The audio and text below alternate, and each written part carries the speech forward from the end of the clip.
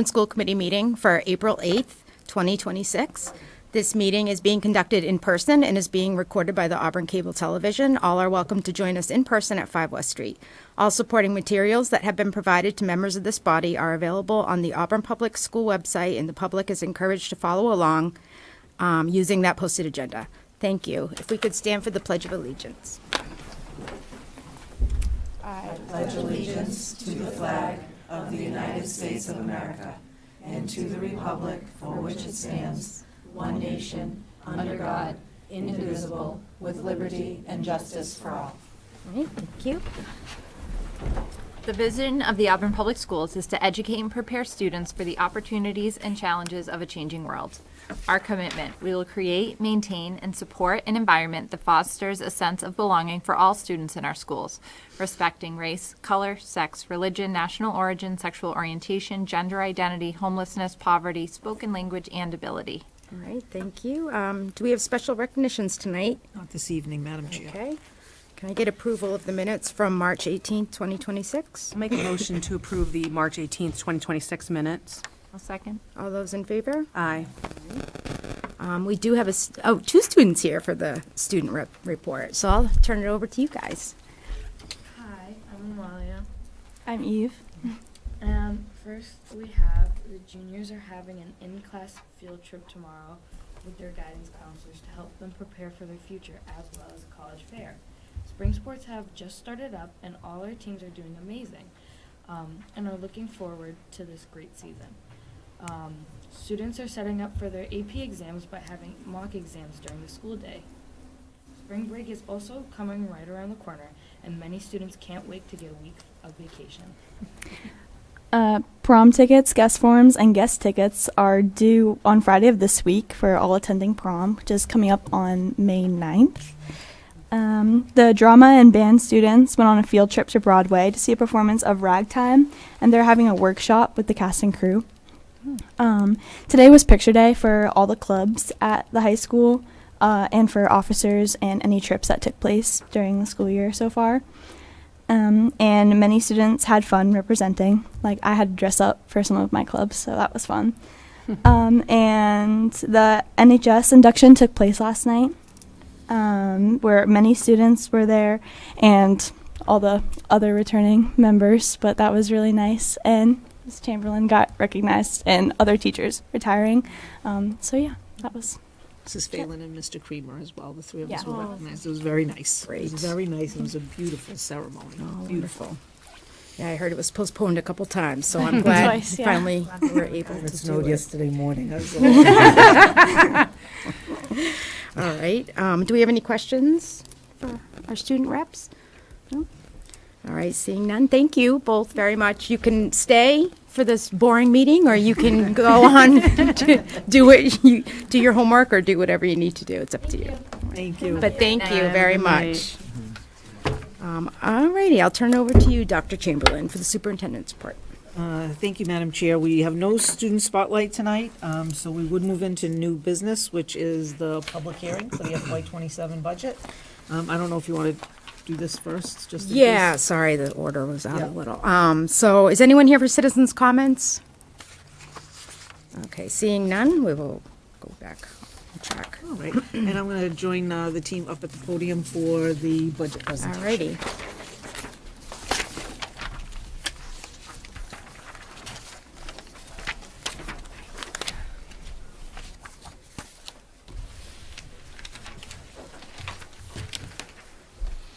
Well, that's the wrong thing.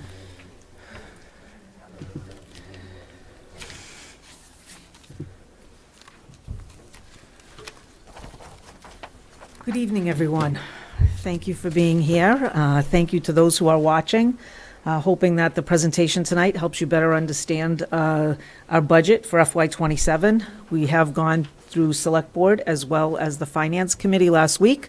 And so last time for folks to ask any questions that they might have, and I'm appreciative of this amazing team that's here to support me through this. So we'll go ahead and get started. As we do, we begin with our mission, our vision, and our commitment to kids, focused on inclusivity, acceptance, and the building of relationships. This may change in the coming years, I don't know, but it certainly has guided our way for the time that I've been here. We are still guided by the strategic plan, which I suspect in short order will be updated, but focused on teaching and learning, health, wellness, and safety, and our community partnerships.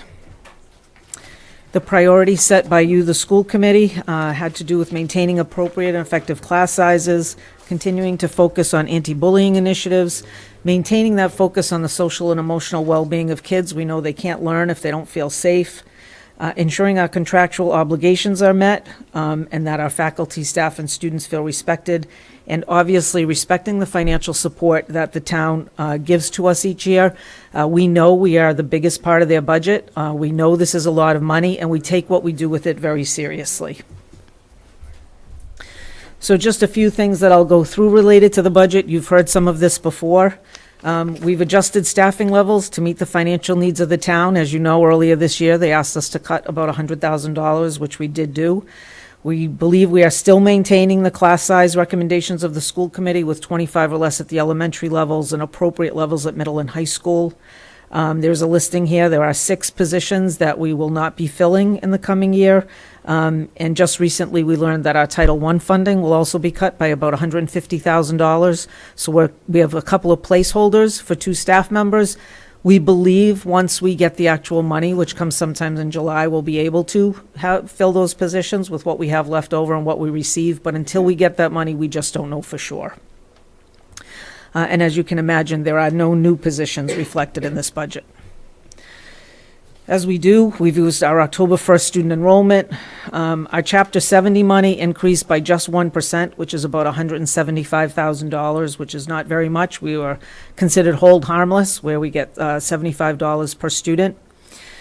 Circuit breaker is anticipated at about 70% for budgeting purposes.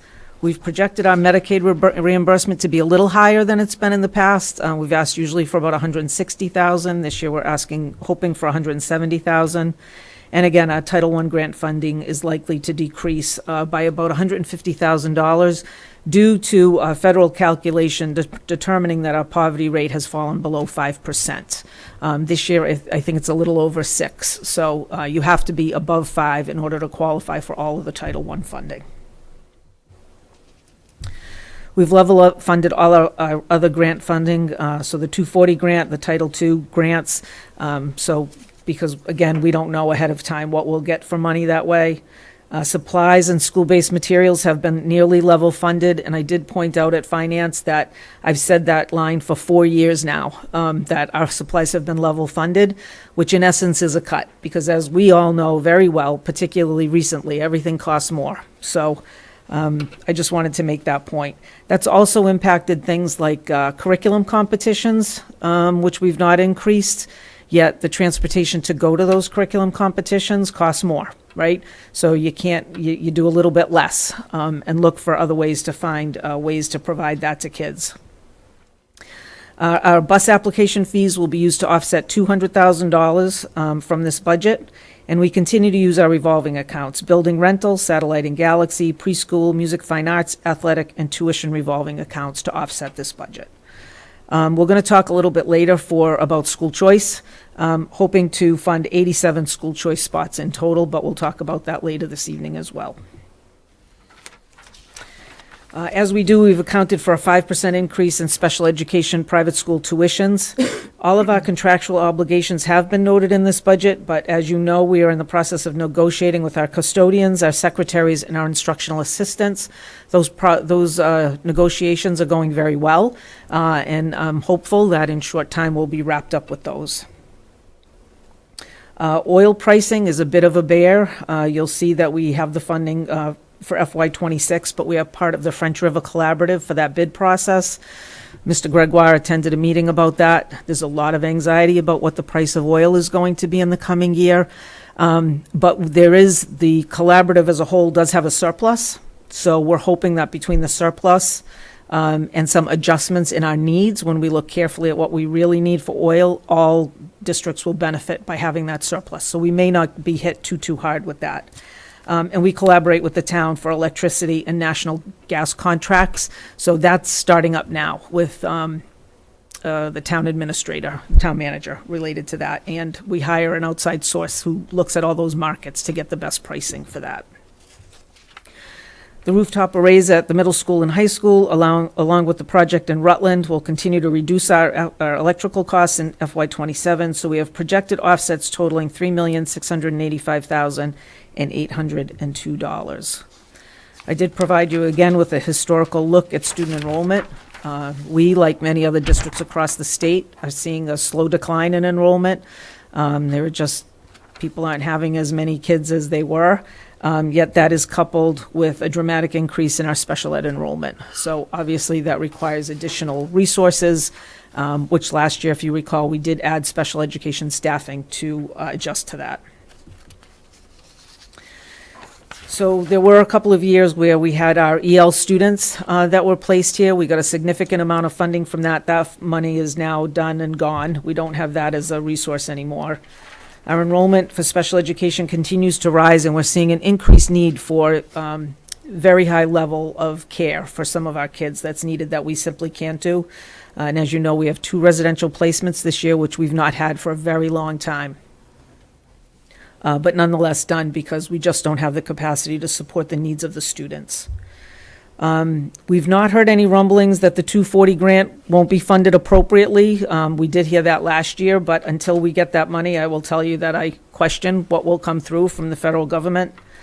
Student enrollment, and we watch the impact on staffing. You'll see that this year, or next year at Swiss, right now, we've budgeted for 7 teachers, right? A couple of years ago, they had 9.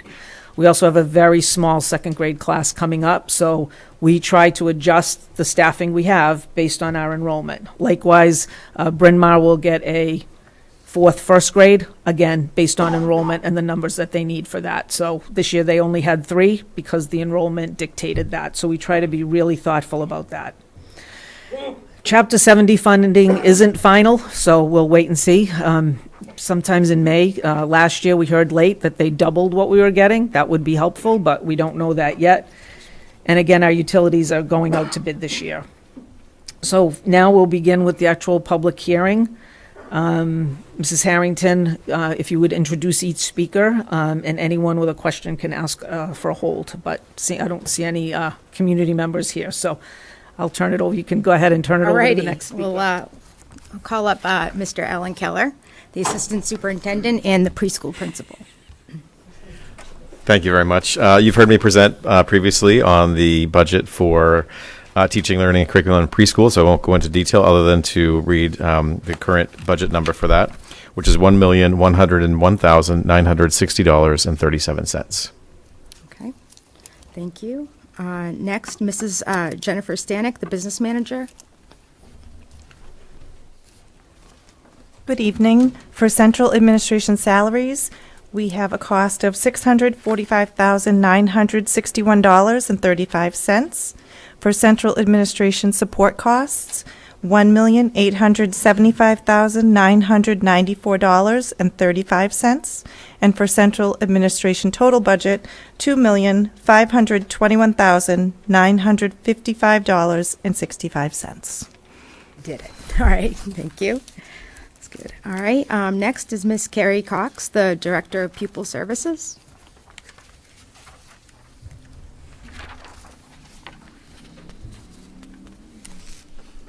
Good evening. So I'm the Director of Pupil Services, and for the Pupil Services salaries, it's $2,209,737.08. And for Pupil Services support costs, it's $1,097,229.50. And total cost for Pupil Services is $3,306,966.58. Okay, all right, thank you. Next, I'll call up Glenn Gregor, the Director of Facilities. I'm sorry, I may have just butchered your last name. Just one. There we go. Good afternoon. Thank you for having me here today. For the Facilities Department for the Auburn Public Schools, we are requesting $329,389.79. Okay. Any questions? Thank you. All right, thank you. We gotta skip Eric. Yeah, I was just going to ask if he was back. Okay. We're going to move on to Mrs. Brooke Beverly from Bryn Mawr Elementary School.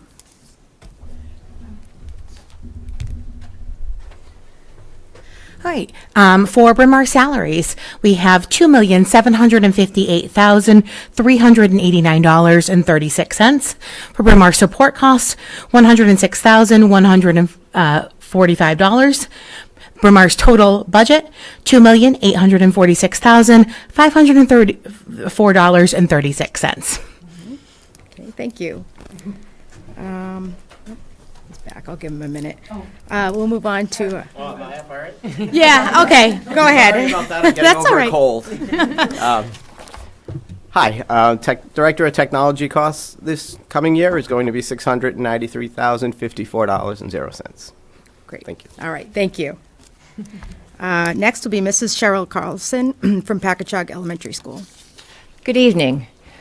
Packagug salaries is $2,545,385.69. Packagug elementary support costs is $127,617.50. And the total budget for Packagug Elementary School for the FY27 school year is $2,673,003.19. Any questions? Nope, seeing none. Thank you very much. Dr. Susan Lopez from Swanson Road Intermediate School. Good evening, everyone. Swiss salaries for the FY27 school year will be $5,234,852.79. Support costs will be $223,480.25, and the total budget for FY27 is $5,458,333.04. Okay, all right. Okay, thank you. Mr. Matt Carlson from the Auburn Middle School. Good evening. AMS salaries will be $5,804,939.63. Our support costs will be $327,733, and our total budget will be $6,132,672.63. Any questions? All right, thank you. Mr. Daniel DeLongchamp from the Auburn High School. Good evening. Auburn High School salaries, $7,730,000. It was $7,730,000.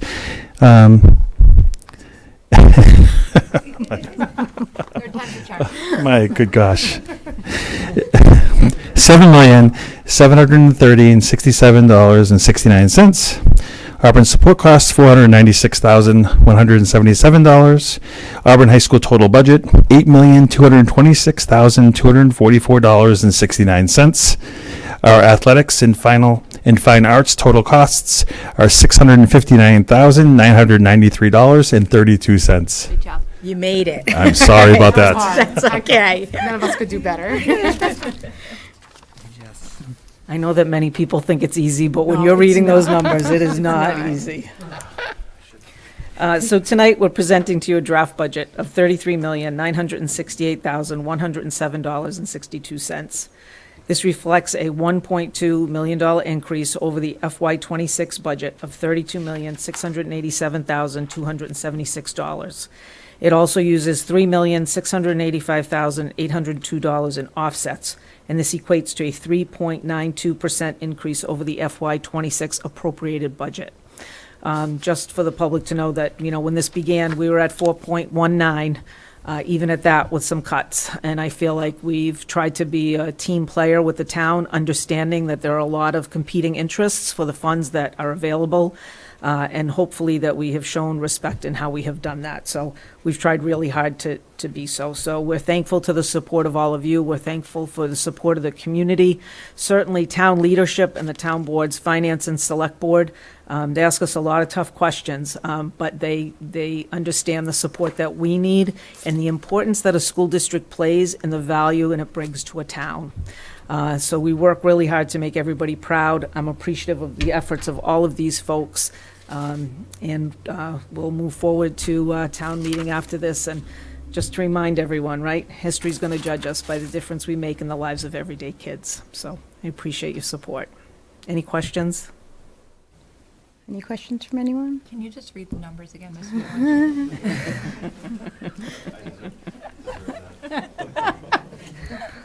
I think we can close the public Okay, hearing. yeah, yep.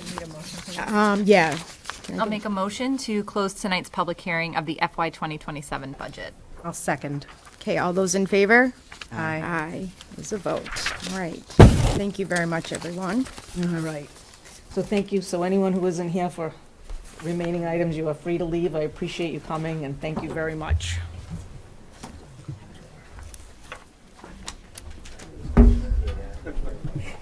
Thank you.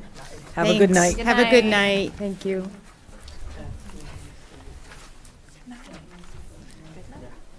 I'm not all alone in the room and over here anymore.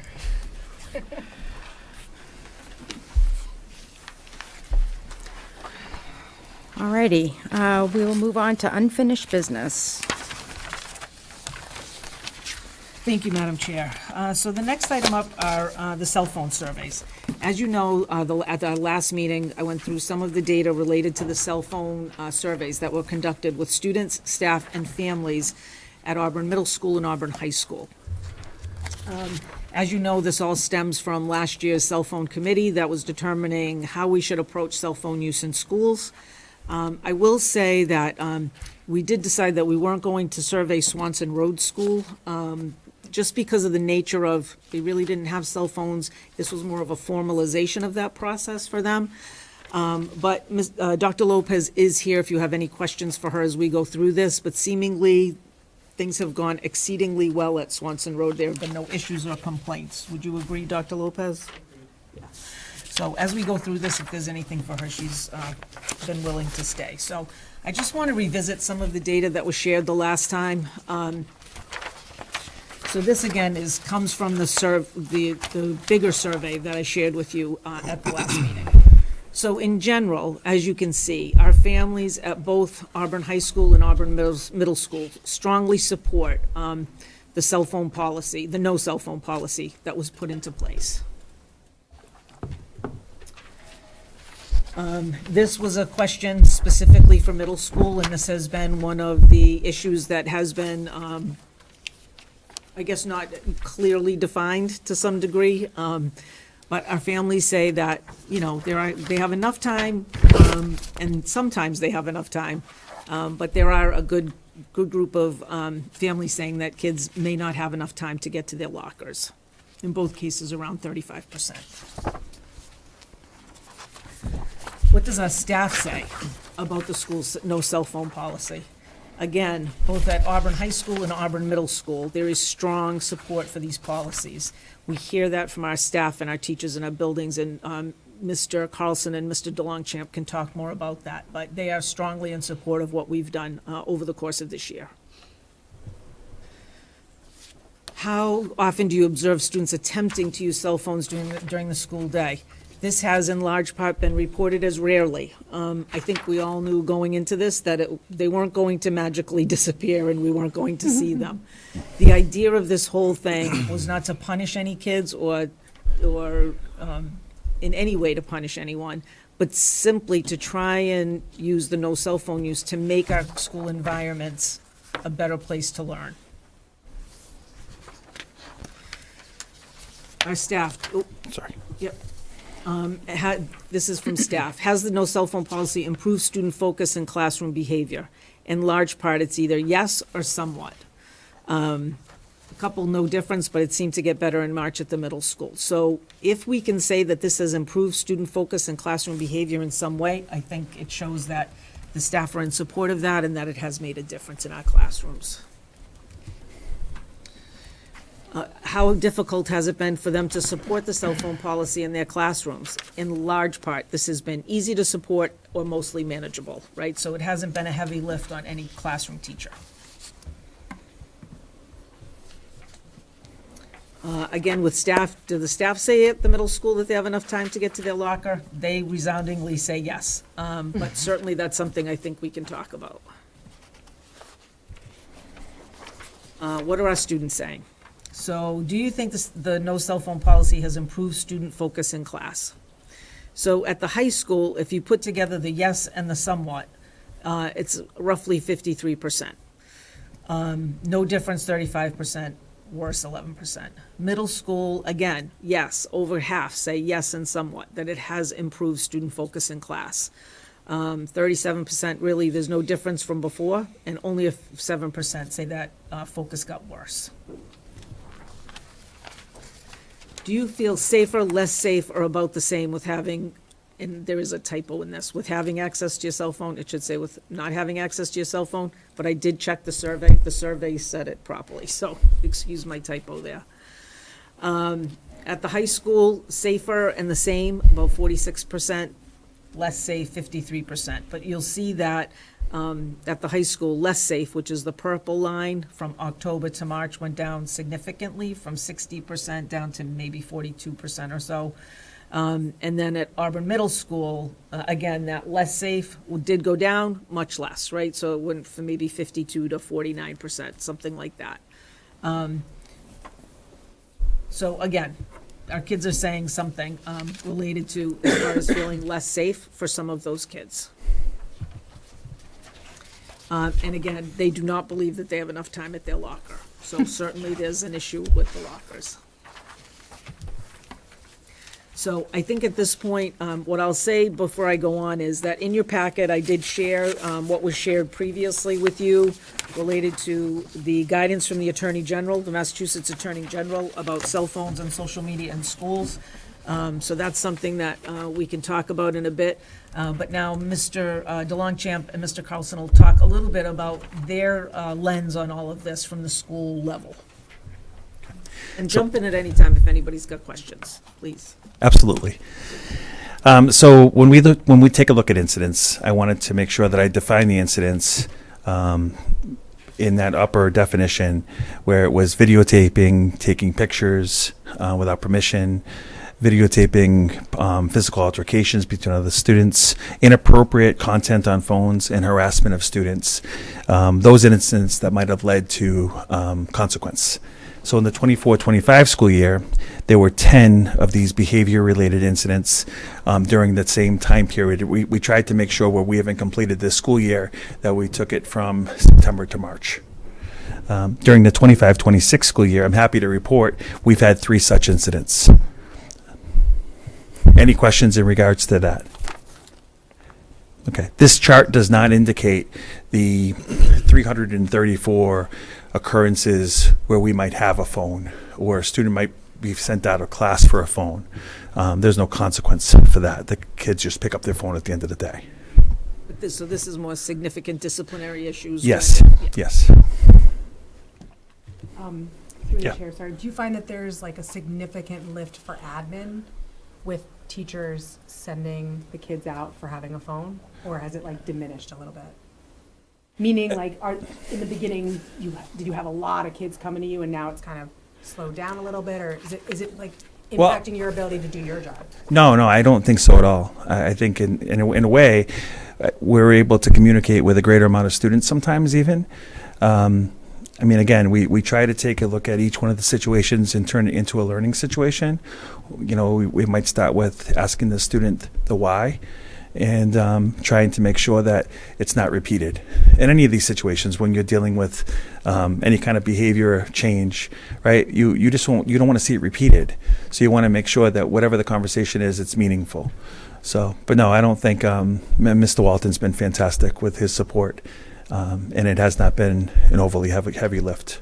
So as far as, you know, and again, I should have reversed the slides because there's so much positive that's come from this. I know earlier that I spoke to you all, the onset of school, the liveliness of the cafeteria, when we have 300 to 400 students spill in the cafeteria and to see them engaging and not with their heads down.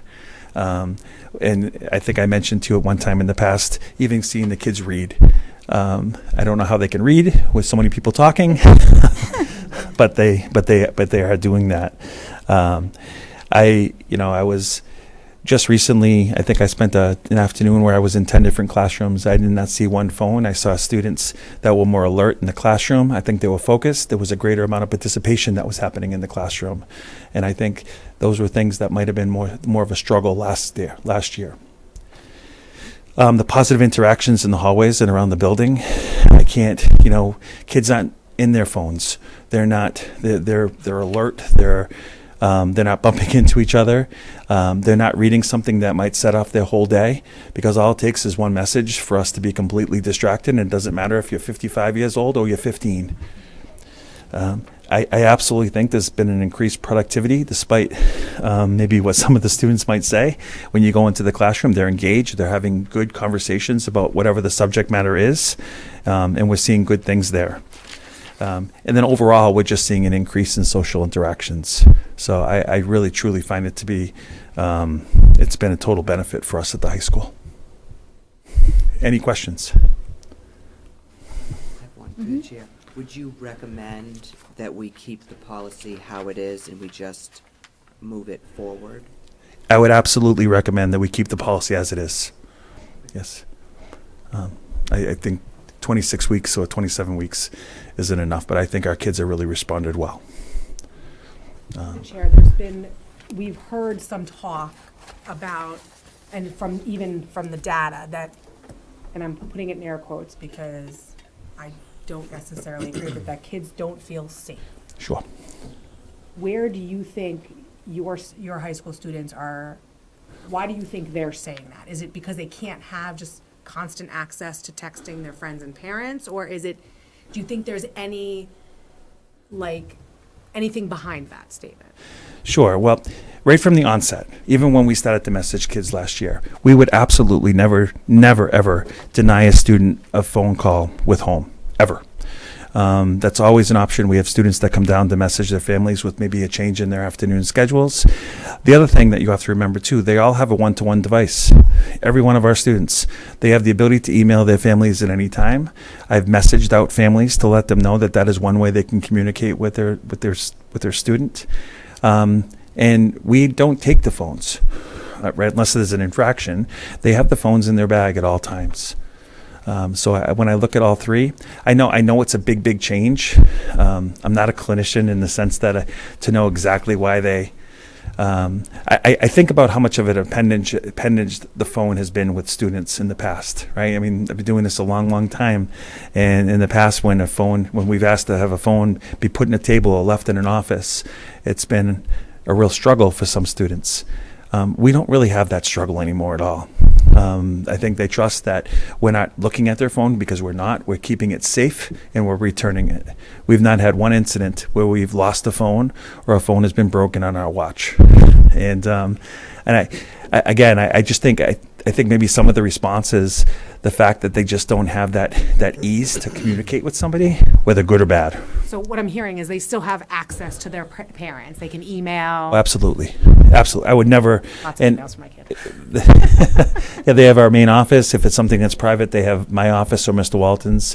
But then at the same time, like I mentioned, they can always email. Perfect. Thank you. So through the chair, Yes. kids are not told they're not allowed to email their parents during the day. They are not told that at all. No. And if a student, let's say their parent only has access to text messages, could they text from the office?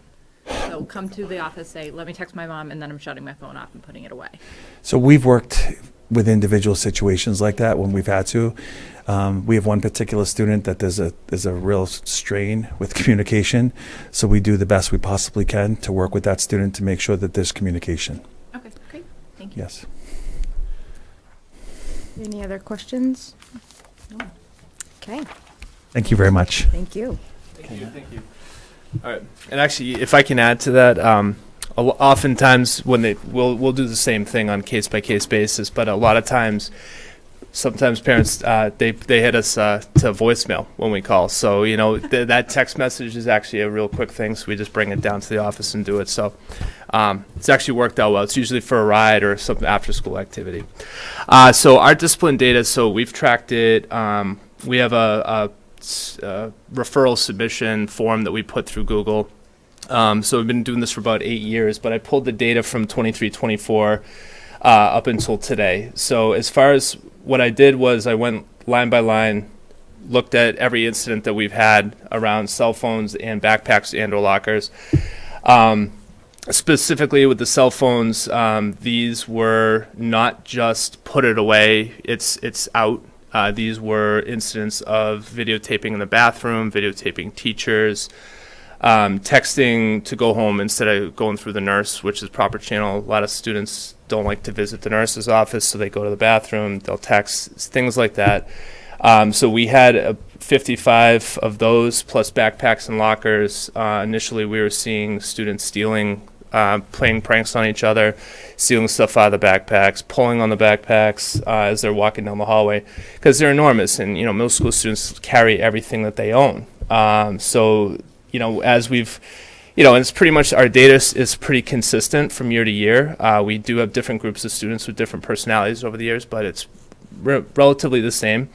This year, as you can see, it's been dramatically lower. We're projected, so I'm a math guy, so I did the projection. So right now we have 15 cell phone incidents, and we're looking to have maybe about 21 at the end of the year. Now, the severity of these, this is not videotaping. We've had one major cell phone issue in the past week, and that took place outside of school, but those things do come into school.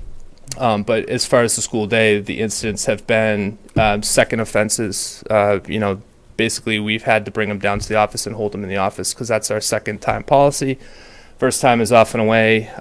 Second time is we hold it, and the third time we would call the parent to come in and come take it, and then we would have a conversation about that. And so backpacks and locker issues, most of this is, being, at the locker at the wrong time, which, that is something that we are looking at going forward. I think, it was our first year with that, but we can do better, and we know we've been listening to the students about that. So we have, taken some steps, I think, towards next year to be able to give them much more access throughout the day. We just got to figure out how to do it safe. We have a top and bottom situation, so a lot of times the bottoms have to go at a certain time and the tops have to go at a different time. Otherwise, you get hit heads. You get, people end up being late because they're waiting for the person above them. It's more of a social situation. So we try to be a little bit more purposeful with that. So we're looking at that. So our positive outcomes, overall behavior incidents, like I had said, we had gone from really refusal, disruption. It used to be an argument about it. With the expectation, we always had the expectation was off and away in the backpack. The difference is now the backpack is in the locker. But that has really made a tremendous difference, as you can see with the data. In this, like I said, the severity of the incidents is, we've had one relatively, serious incident that's happened so far this year. And we've decreased everything by half. Disruptions during instructional time, like Mr. DeLongchamp said, at any point in time, if a student wants to call home, we give free access to guidance, the nurse, the office. Every single classroom phone can call out. So sometimes the teacher will say, hey, you need to make a phone call, go ahead. So there's definitely less arguments. We used to have battles. We used to have to call parents in often to come in and relieve their child of their phone. Just because it became almost part of them, and I think I have the same issue. It's very difficult when you forget your phone somewhere. So I totally understand the feeling, but it's allowing the students to focus more on classroom lessons, in my opinion. So no physical interactions, kind of transitioning to backpacks. Those physical interactions, the pushing, the shoving, the perceived bumping, like I said, they carry everything, so they become top heavy in the wrong direction. So a lot of falling, damaged missing items. There was a TikTok trend where they were stealing the Nike backpacks, the zippers. It was a real thing. Who could collect as many as possible, but those backpacks cost $75. And, I can't tell you, 2 years ago, I think Miss Clough, she had to have 3 backpacks replaced because of the theft of the zippers and the ripping that happened. So it's just a lot of procedural paperwork stuff that that's just really big part of the decision to move to that. And the students know what to expect. Overall, I think that we try to create an environment where they can come to us about anything. That's their safety is our utmost importance. And yeah, that's pretty much it. And the teachers actually get more time to teach. you know, so that's, you know, instead of saying put it away, you know, we try to approach everything with common sense, you know, as far as giving enough warning. Like, we don't go 0 to 100 with our discipline system. Everything is progressive with us, so, you know, it's been a refreshing. It's been refreshing, you know, I guess that's the word that I could say. And like Mrs. Longchamp said, much more interaction. We never allowed to have them out, but you know, even with the iPads, we used to allow the iPads at lunch, and now they're talking, you know, and they're moving, and it's much better. So I think that's it for me. Do you have any questions? Any questions or discussion? I have the same question. Would you also be in line with Mr. DeLongchamp and say that the way that the policy is written now is moving forward? You would like to keep it? Yeah, I would. I'd be 100% in favor. It's allowed me to be in the classroom a lot more. You know, it's like, it doesn't seem like a lot when you have these escalated cell phone issues, but the investigation that goes behind it, there's almost so many privacy issues that happen, particularly in the bathroom. You know, it's just, when we used to have a problem, it would be a day. You know, it would be a day of contacting people, bringing parents in, and so far, you know, I'm able to do more, you know, and Ms. Clough for sure, because I definitely delegate a lot of this to her, but it's definitely, yeah, it's been a lot better, so I would agree to keep it. All right, any other questions or comments? Through the chair, I think that definitely, like, an area of improvement is definitely locker access. I think you're aware of it. I think the kids have spoken, like. 100% agree. I know my own daughter is like, I don't have enough time.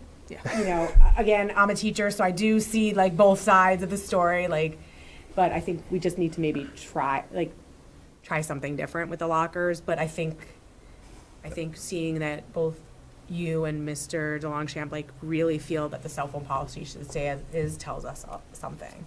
Yeah, and that it is working. And with the lockers, I was trying to be this visionary guy coming in my first year, be like, let's add more time to the classroom and less time in transitions, and you know what? It didn't work. So we're definitely looking at that right now. You know, we want to make sure that they do have time, that they're not rushed, because that can create anxiety. Yeah. There's all sorts of things that we want to avoid. So, yeah, so more to come on that one, but definitely we're developing something. So. Great. Through the chair, I don't know if there's much that can be said about this, but besides the classroom and the bathrooms with phones being an issue, another thing I've known is the locker rooms.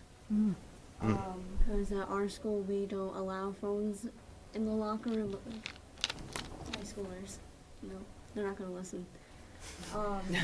And I know that there have been a few incidents where I was witness to one of them my freshman year, where someone took a photo of another person's outfit and then, like, shared it and then, like, showed it to other kids. And obviously, like, I reported it, and the teacher said they were going to keep an eye on that student, but I think that the locker room is definitely a big area for concern when it comes to cell phones, especially if, like, people are changing. Mr. DeLongchamp, is that something that you've I mean, I think that's going to be primarily at the high school. Sure. Can I speak from here? Or? Okay. No, you got to get up. We're official here. School safety is our utmost concern, and that's the last place where we want to have any kind of situation occur, would be in a sensitive place like a locker room. I know that our phys ed teachers, they go over those kind of situations.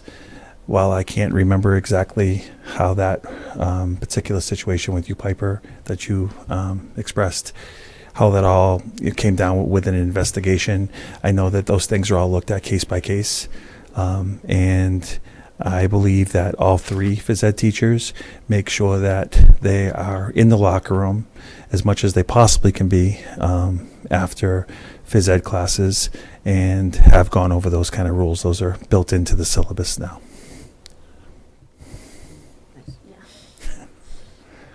But I mean, it's there's no, with 740 teenagers, and all of the changes with technology and having it ever change to stay on top of things, and to stay ahead of them almost is challenging. But everything that we do is looked at from a lens of safety to make sure that kids can focus on what's most important at school and not worry about somebody videoing or photoing them. So we do take that very seriously. Can we flip down, because we still have a couple of more slides? Of course I can. Yeah. So, and you guys can talk about this, right, but locker access at the middle school, we know we can improve. This was our first year with all of this, and like anything, we can get better. What we didn't really talk about tonight, but was evident in some of the surveys, I didn't highlight it again here tonight, but it was in the previous review, is consistent implementation by staff, right? And I think, Piper, you brought something up about that at the last meeting. And so, you know, I see that as something that can be improved. Sure. That we all need to be on the same page. And again, going back to the issue of safety, and I think Mr. Carlson touched on this, is, I think you both did, you know, what can we do around helping kids to understand that they are safe and what they can do in order to be safe, right? That idea of being able to email or access the office or whatever it might be. Can we do a better job there? I would say yes, based on the data, right? We can certainly do that, but I don't know if you guys had anything to add to that. Yeah, and to Dr. Chamberlain's point about the second bullet, this is something where I imagine my staff must feel like I'm a broken record. So both at faculty meetings, at department chair meetings, and then when necessary, individual meetings, I would address any kind of situation where we weren't, where if I had a staff member that wasn't following the rule. I think we've had so much success this year because we have so many people that are all on the same page. And I know it's cliche and you hear it often, but when you're all rowing in the same direction, it's a lot easier to move forward, especially to this place where we're seeing such progress. So, You did, I love it though. Does that make me happy? It only took 4.5 years. hey now, okay, I might not be able to read a number, okay? But Next year. this will be something that there's always agenda items that we always have on the agenda when I'm talking to staff. And I think I would say a majority of them they're really, really happy with the direction and the changes that they've seen in our school. So that's for something so, for such a major change to see this kind of success, I think I have to applaud all of the people that are working really hard so our students can have the best education possible. So my 2 cents there. Did you have anything to add about this? Sorry. Sure. Thank you. So yeah, as far as the consistent implementation, we do have some inconsistencies. It's mostly really at the end of the day. It's like whether or not do they allow it at 2:07 at homeroom, at the end of the day homeroom, 2:15 when the bell rings, or when they actually get on the bus. So right now that's our consistency issue. So we're doing great. We've had 100% staff buy-in on this, which is I was not expecting, to be honest with you, because we're in a human business dealing with humans, and people don't always listen. But I think that everybody has seen the results of it. We just have to tighten up on our bell-to-bell policy. But other than that, we're doing great with that. So, like I said, any student feeling safe, they can at any time. We try to pair them up with somebody that they feel comfortable with. That's one of our goals. So, you have anything? I'm all set. Questions? Next. And so I don't know if you've heard, but there is now a ignition of this legislation at the state level.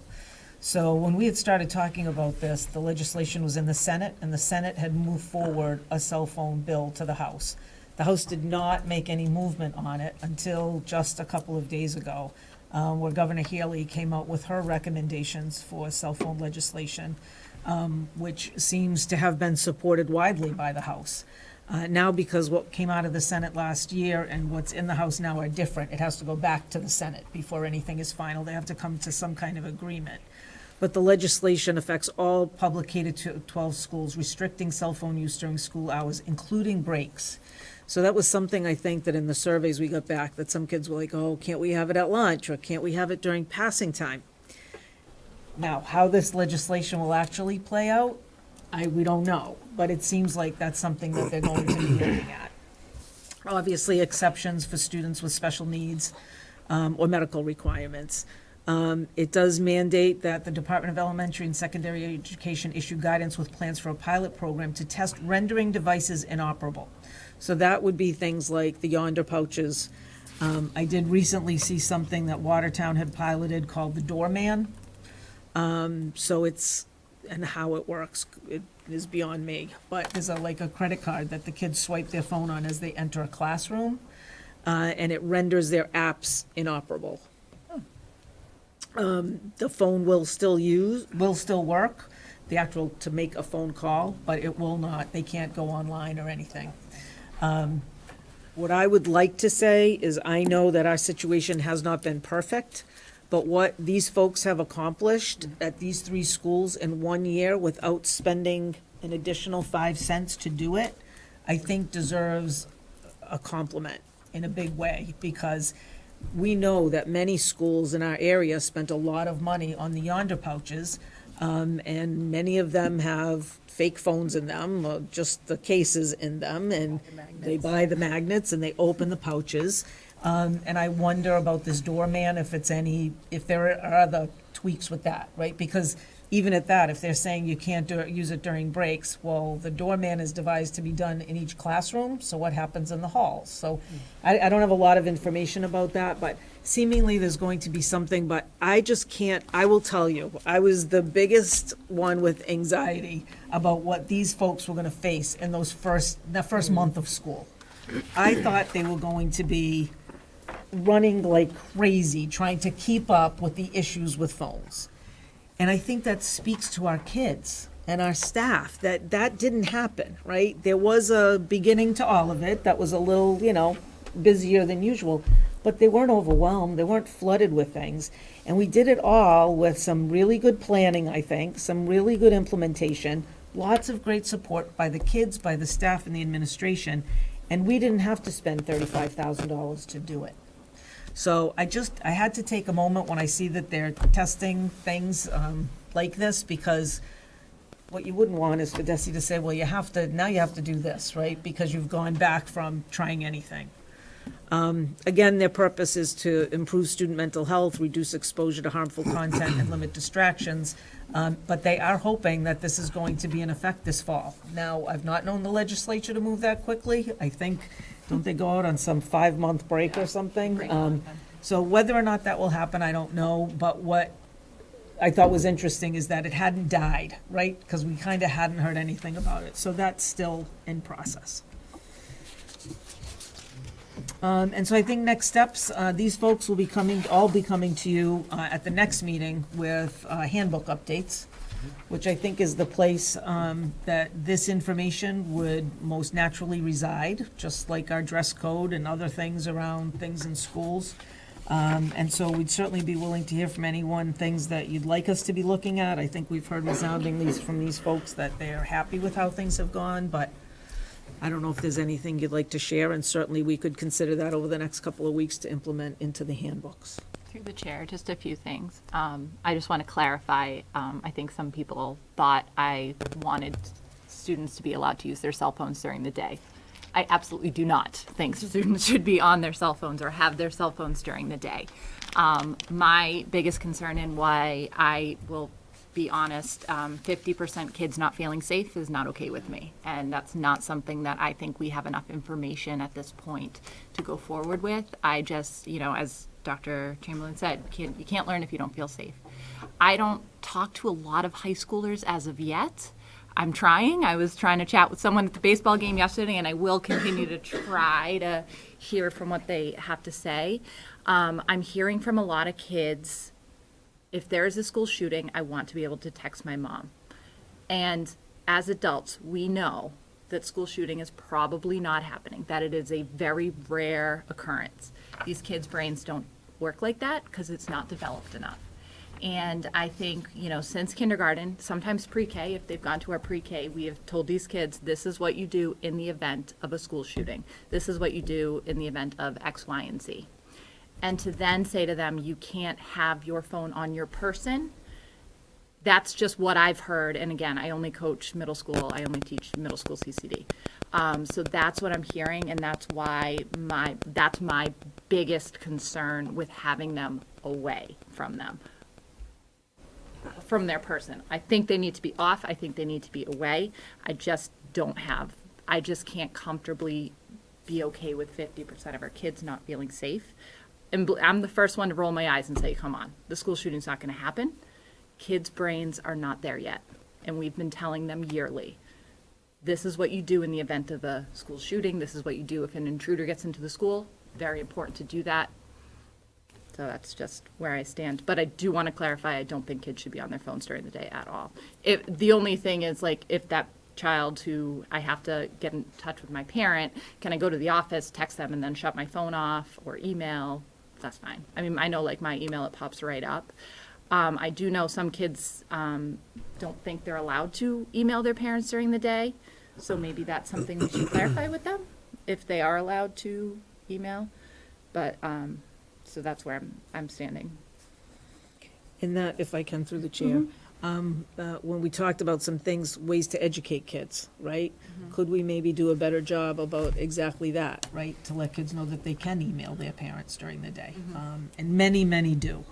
But are there some things that we could actively do that would help to mitigate that feeling of, that safety feeling? Because while I suspect there are some that are very much believe in that, in it being that real safety thing and thinking about school shooting for sure, I also have to believe that some of it is that kind of conditioned anxiety that I think we all have now.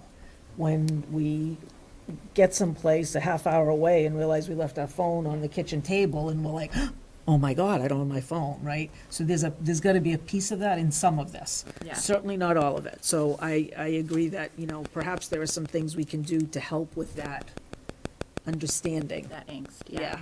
And I just don't think we have the data right now for that piece of it. Okay. Through the chair, I'm very inclined to support a continuation of the policy based on what the administrators are saying, because they're on the front lines.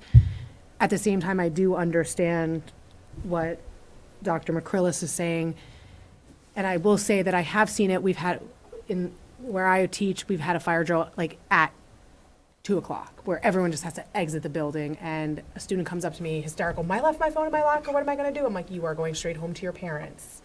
Someone's gonna steal it. I go, no, I will go get it and put it in my desk. Like, so they do have this anxiety piece towards their phone, and it's I think we all have it, I think, as Dr. Chamberlain was saying. So I am inclined to support the policy as it is right now, with some continued education onto what you can do in case of an emergency and how we will support you in contacting your parents if there is an emergency. I think if the emergency happens and here's where we end up, this is how we'll get in contact with your parents.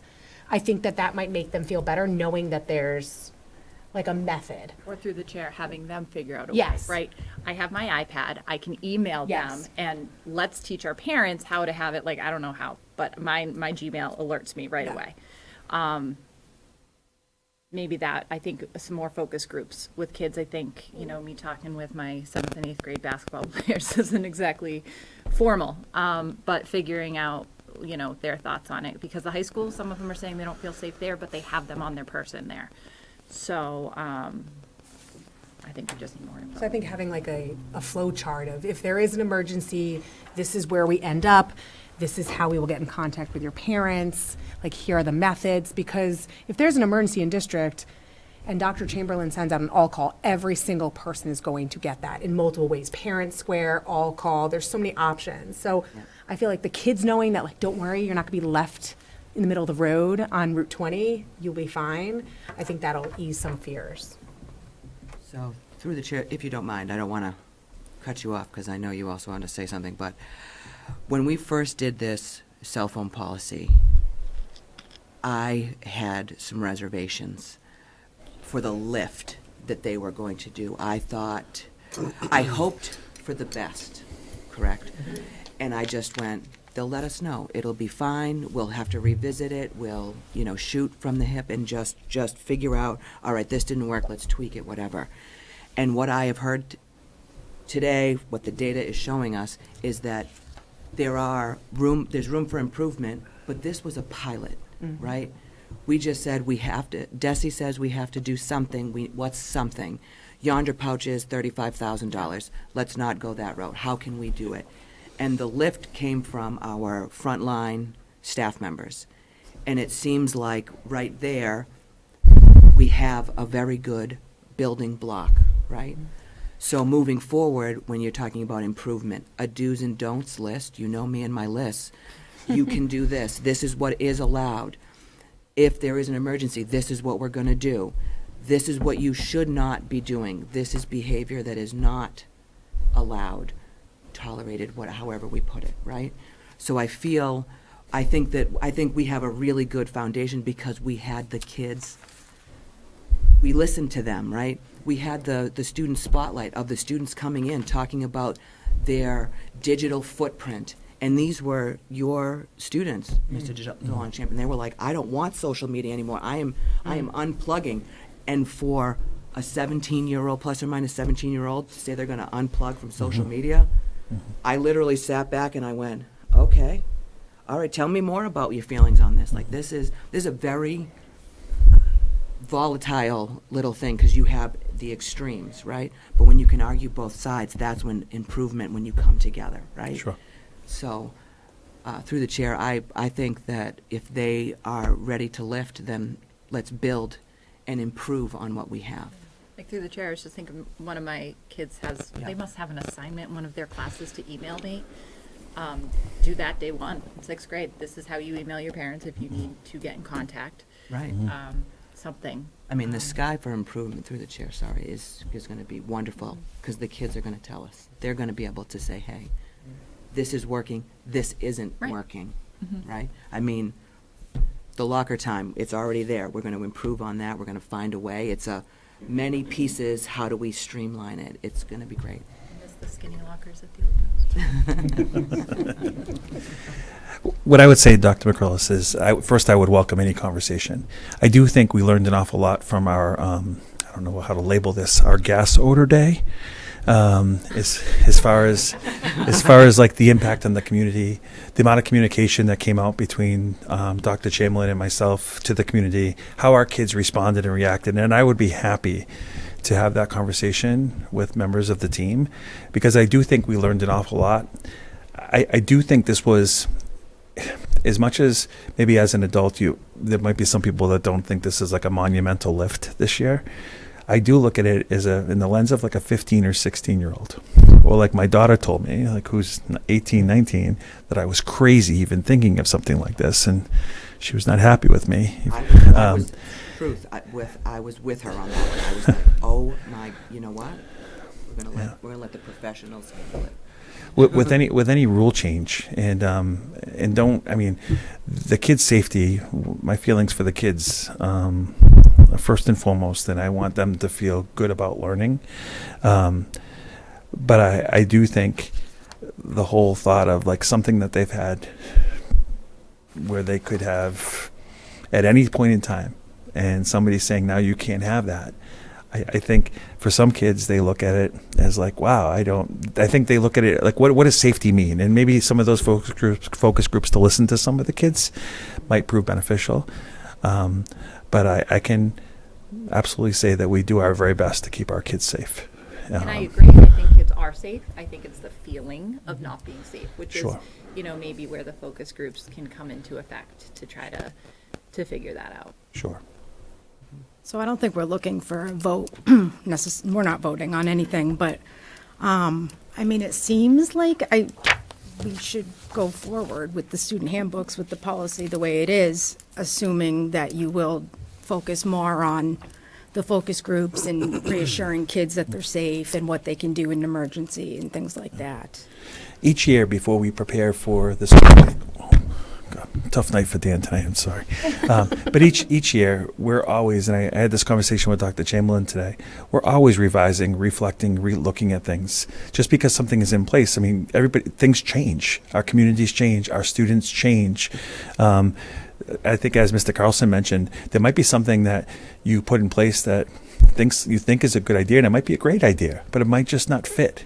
So that's something that always takes place with everything that we have in the handbook, because you don't just put a rule in to put a rule in. You put a rule in because you think it's something that the kids can actually learn from and improve upon and be better for it in the end. We will certainly follow the guidance from the school committee with this. And I think through the chair, when we said, right, where can we improve, right?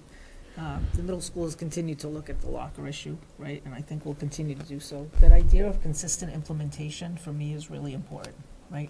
Kids have to know that everybody's rowing in the same direction.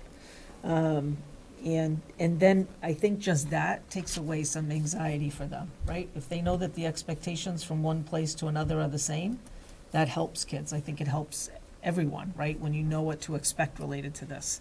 And then likewise, that idea around making sure we understand if kids don't feel safe, why don't they feel safe? Is it the separation from the phone? Is it that they're very obsessed with the idea that something really bad is going to happen and they have to reach their family? What is it? And once that's determined, as you said, I think more information is needed, then I think you can take some steps to address that. Meg, are you comfortable with that? I have to think, to be honest, I have to think about it a little bit more, just honestly because of the safety issue with not having their phones. If it truly is that these kids are only going to feel safe if it's on their person off, then, you know.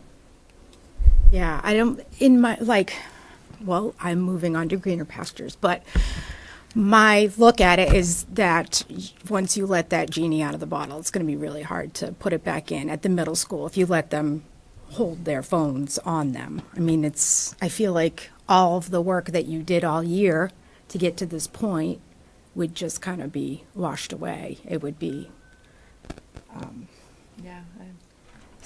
yeah, I don't know. And I think that having backpacks is not an option. It sounds like it's more of a safety issue there too. It's, bringing back backpacks in the classroom.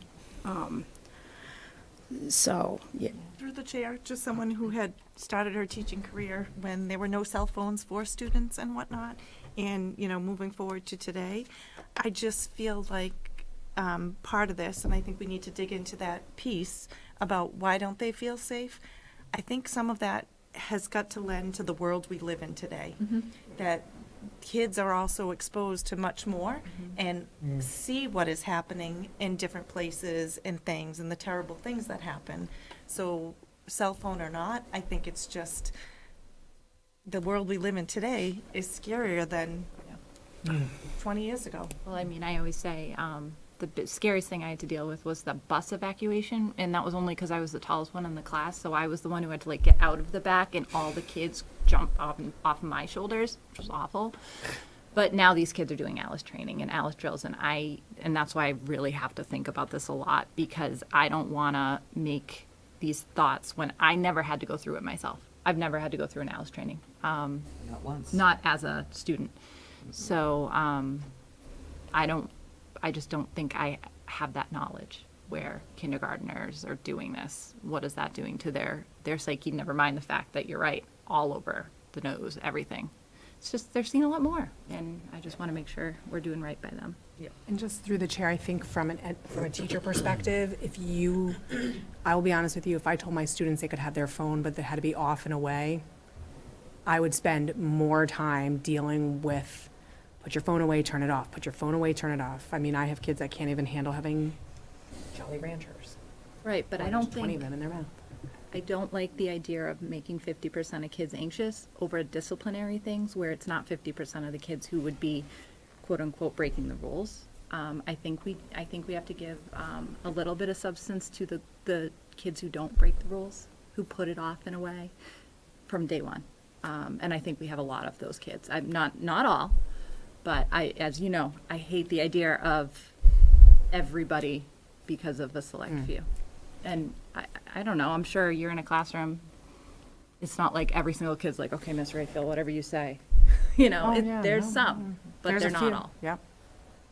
But it does create more of a heavy lift for the classroom teacher, which is what we're trying to kind of get away from. So, I don't know. I see your point. I just also feel that we have to respect the kids, but we also have to respect the staff members who are on the front lines doing a lot of the heavy work with it. So I just wonder if there's like a way to do both, and I just don't know. Well, I think the focus groups, and I mean, it sounds like, cliche or whatever, but I don't know. I think really, making that a huge focus from the start of the next school year, like day one, and letting these kids know that they're not cut off from civilization. They can email their families and get a hold of their parents. And if you have to send home a instruction sheet on how parents can get notified that they have an email, or something like that. Little things like that. I mean, at least try to exhaust every effort to make them better before we go open the genie bottle back up. And I'd be okay with that if we were able to do focus groups and say, okay, so if you're able to email your parents, because I know, I've heard kids say, I've been told that they're going to audit if we email our parents. So they could have heard that rumor through other kids too. You never know. But making that clear to them, maybe that will, I'm much more, if a kid says, I don't feel safe because I can't text my TikTok friend or whatever, that's different than school. Like, if I could know the difference, I'd feel much more comfortable. And through the chair, I have heard that from my own child. When she first started 6th grade, I was told, if I email my parents, they're going to take my iPad away. And I'm like, that is not true. Yeah. I said, I said, just email me. And then she goes, they're going to take it away. I go, no, they're not going to take it away. How are they going to know? She's like, the tech guy. I'm like, he's not sitting there watching your email. No offense. I heard the same thing. They're going to audit. They audit the emails. I was like, he's not watching the 900 emails going in and out of the district to see if you emailed your mom. Like 10,000, For right? sure, but he's in the back room the whole time. Yeah, he's like, wait a second. So I said to her, I'm like, and then she realized, like, they're not going to take my iPad away. So I have heard that. I don't know if It could be a rumor at it lunch. could be a You don't rumor. know. It could be someone saying, like, you can't email your parents. Who knows? But, like, I have heard it. So I do understand where Megan's coming from. All right. So, I mean, I think we should move forward. I think we've exhausted this and, move forward with your handbooks and maybe for the start of the school year, have a plan in place of how we're going to attack this safety, the feeling of safety issue. Okay. All Okay, right. we can do that. It's your homework. But thank you guys so much. you very And much. you really, it's amazing that we got this off the ground and it was free. Yeah, without yonder pouches. And the doorman sounds really expensive, but cool, definitely. cool, though, Yeah. If the state wants to pay for it, that would be great. Like that'll happen. Yeah. Right, this could all be null and void. It'll be like the masks. We're going to vote the masks. Oh my in. gosh, It's I gonna know, come in right? anyway. This is what we're Yeah. doing. All right. Well, Thanks, everyone. Yeah, thank you very Thank much. you. Yep. Thank you for coming. Yeah. Have a good night. Sorry to be a pain. Hey, Dan? actually, Dan and Matt, we're doing school choice next. Did you want to stay for that, just in case? That'll be. Come on. Hi, Susan. Thank you. You should be happy I didn't make you come to 3 meetings, Oh, yeah, those are. right? Yeah. Okay. So in your package, you're going to find enrollment information related to the determination of the number of school choice slots that may be approved for the 26-27 school year. So hopefully I can explain this pretty clearly, but as you know, for any school choice student, if they're currently with us, they remain with us. If they have a sibling who applies, the sibling has to be accepted. So that's part of this. So if we just look at grade 6, so I can kind of explain the columns. The first one is our current enrollment. The next column is our anticipated enrollment for next year, so that's the 5th graders coming up to 6th grade. Currently, we have 4 school choice students in 6th grade. They're going to move up to grade 7, right? So you see that. Yeah. Oh, okay. Okay, they move up to grade 7. And then siblings of current choice students that have applied, that must be accepted, and that's 3 of them. So our proposal for grade 6 is to accept 6 students. Now, you'll see in the far right column, we had 8 applicants. We have 8 applicants for 6th grade. Does that make sense? And so I met with Mr. Carlson and Mr. DeLongchamp, looking at it, overall enrollment, their knowledge of the building and class sizes and all of that. We work together to determine where we think it's appropriate to accept kids in grades 6 through 12. And so throughout that meeting, looking at a total of 6, proposed to have accept 6 at grade 6, which would give us a total of 9 school choice students at grade 6. We have 1 sibling in grade 8 that has applied, so we would have to accept that 1 sibling because they have someone who's already a school choice student. In 9th grade, that gets a little confusing. Our actual enrollment is 196, you'll see in that funky little column, but we typically lose about 50 to Bay Path. So that's why the anticipated enrollment is around that one. It drops dramatically. So we are looking at potentially accepting 15 students in 9th grade. That is historically the grade where we accept the most. Kids want to start a high school someplace else, and that's when we lose the ones to Bay Path. So 15 there, 1 in 10th grade for a total of 16. So a total of 7 at Auburn Middle and 16 at the high school. And so ultimately, if you put that together with the students we already have, we would have a total of 88 school choice students for next school year. Okay. Any questions or concerns, comments? Through the chair, so the 66 people that applied, Correct. we would only be accepting 16 of the 66. No, we would be accepting 23. So 16 at the high school and 7 at the middle school. Okay, sorry. Yeah. All right. School choice has worked well for us. The students that have come to us in large part have contributed to our community. But we also want to tread that line carefully, right? So even though there are more students there that we could accept, we want to be cautious about not going too heavy, right? And overwhelming our enrollment.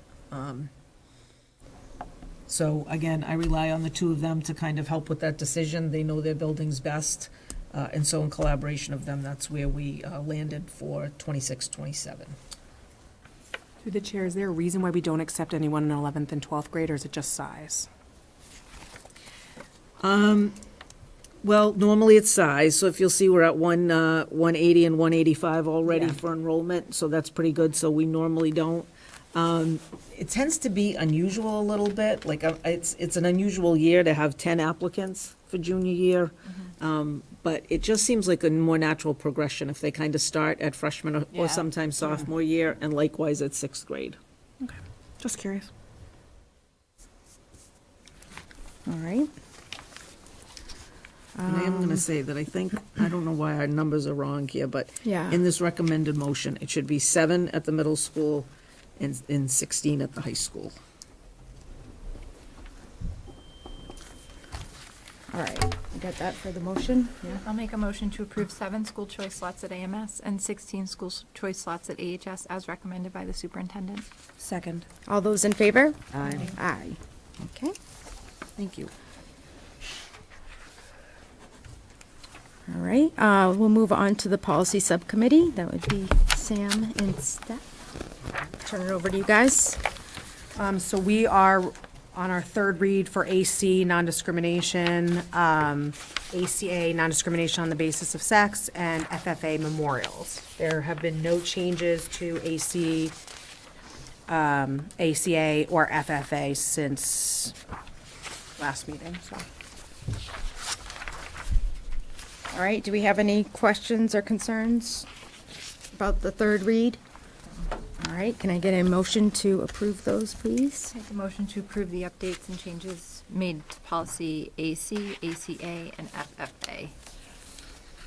Okay, so I'm bringing. Need a second. Hold on. Oh, I will second. Okay. All those in favor? Aye.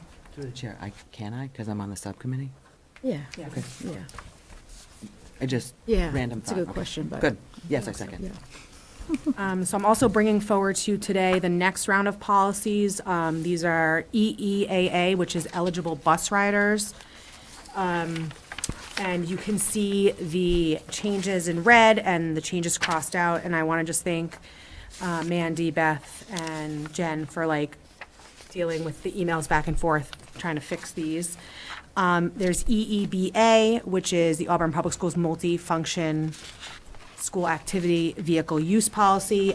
We don't have one vehicle, we have multiple vehicles, so we just fixed that. And then this is just updating some of the stuff. Actually, EEBA is a very, very, very minor changes. There's just like how to check the vehicle. We changed student to students.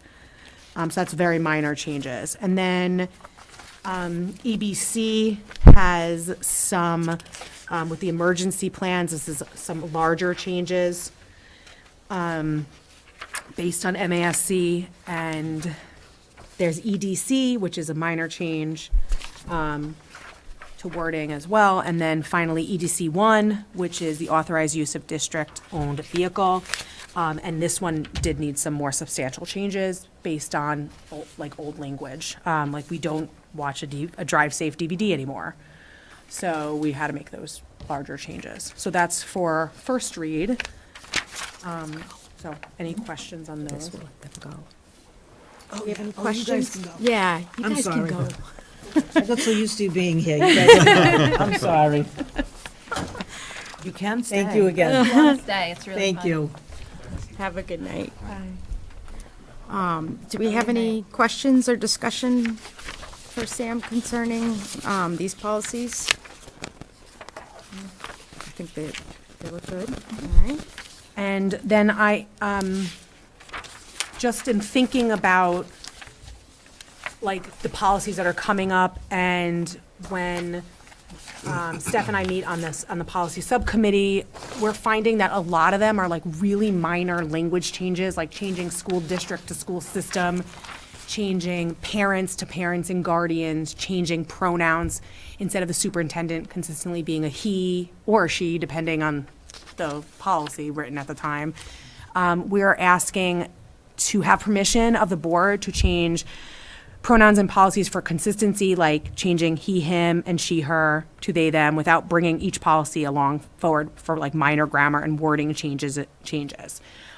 So what I have been working on is as I go through a policy, I will provide every meeting, whatever we work on, like any changes we make. So if there's, for example, a lot of them change MASC to MASC Reviewed 2022. Like that's the only change on the policy. So I put together a recommended motion to just let us make minor wording changes, moving wordings around, adding S's to things. That's stuff we don't have to bring forward every single policy. And then on the bottom, it would say like reviewed and updated. It wouldn't say first read, second read, third read. It would just say reviewed and updated and the date. That way we can distinguish, like we never did a third read or first, second, third, but there was no major changes. Are we okay with that? Doing it that way? Well, it'd be fine, but yeah. Through the chair, it seemed like every section that we've gone through, there's, like the ones that we brought forward today, there are major MASC changes, and ours wasn't reviewed since like 2011. Yeah. So we have to bring the language up to code, up to the standard, right? So those we absolutely have to bring to you for review and whatever. But then in like, let's say, section A, there's 55 policies. With he, she, and them. Yeah, there's 2 that we have to bring to you with substantial changes, and everything else is, we have to change the review date. Yeah. He, she is they, parent and guardian, Yeah. system, not district. It is so small, and I was like, well, we have to do it, so we, Yeah. email Mandy. I mean. So like, we've So been for- working through different sections of policy, and Yeah. I've only gotten through half of B right now, but I'm at like 24 policies, and I only need to bring you 3. Right. Instead of bringing you all 24, but all 24 have like really tiny, weird changes. Like one said the superintendent, and ours said superintendent, so it was grammatically incorrect. So adding a the doesn't change the language. So, anything that I'm really concerned about, like there was one policy I was looking at where I have to change the paragraphs around. I'm absolutely 100% bringing that forward because I don't feel comfortable changing paragraphs around. That's too big of a change for me. But he, she, they, them. Yeah, I S's. think minor things, that's totally fine, use your judgment. But I would, and Beth had mentioned this in our meeting prior to this, was I would let these run its course before introducing new ones. So Yeah. So instead of having these 2 different sections where we did a third read, I would just go with these first reads and ride it out Okay, through that's the fine. end. That's just my personal, I mean, it just seems like it could get confusing down the road if you've got a staircase of things that need to be No, approved. see, I was never that- gonna, the thing was, is I knew once we hit third read, then I could introduce like the new set, but but I'll wait until the third read's Yeah, it done. might just so people have more time to Yeah, digest everything. no, that's perfectly fine. It just, there weren't very many on that first read, so there was only 3, but I feel like we're gonna be bringing more forward, so I don't mind waiting, and then I have a plan to have like a report that I can say, like, here are the policies that we updated, here's what we changed, and that way you guys are aware Yeah. of everything. So there's a tracking for that. Yeah. So there'll be. Okay, yeah. I can share with you guys, next meeting, the tracking document that we're gonna use, and then that way you can see, like, I literally take the things that I change and like highlight it and put it right in there, so you can see exactly where it is. Okay. And I still have it redlined and crossed out, so until we bring it forward to you guys, I'm not gonna take out red lines and cross outs. I'll just be like, if you wanna see it, here it is, and then once we pass by that in the meeting, then I'll take out the red lines and cross outs, so that everyone can see what it looks like. Okay, all right. Through the chair, I just needed one small clarification. So on the third read where we're recommending an approval, you don't want us to then hit you with the next section.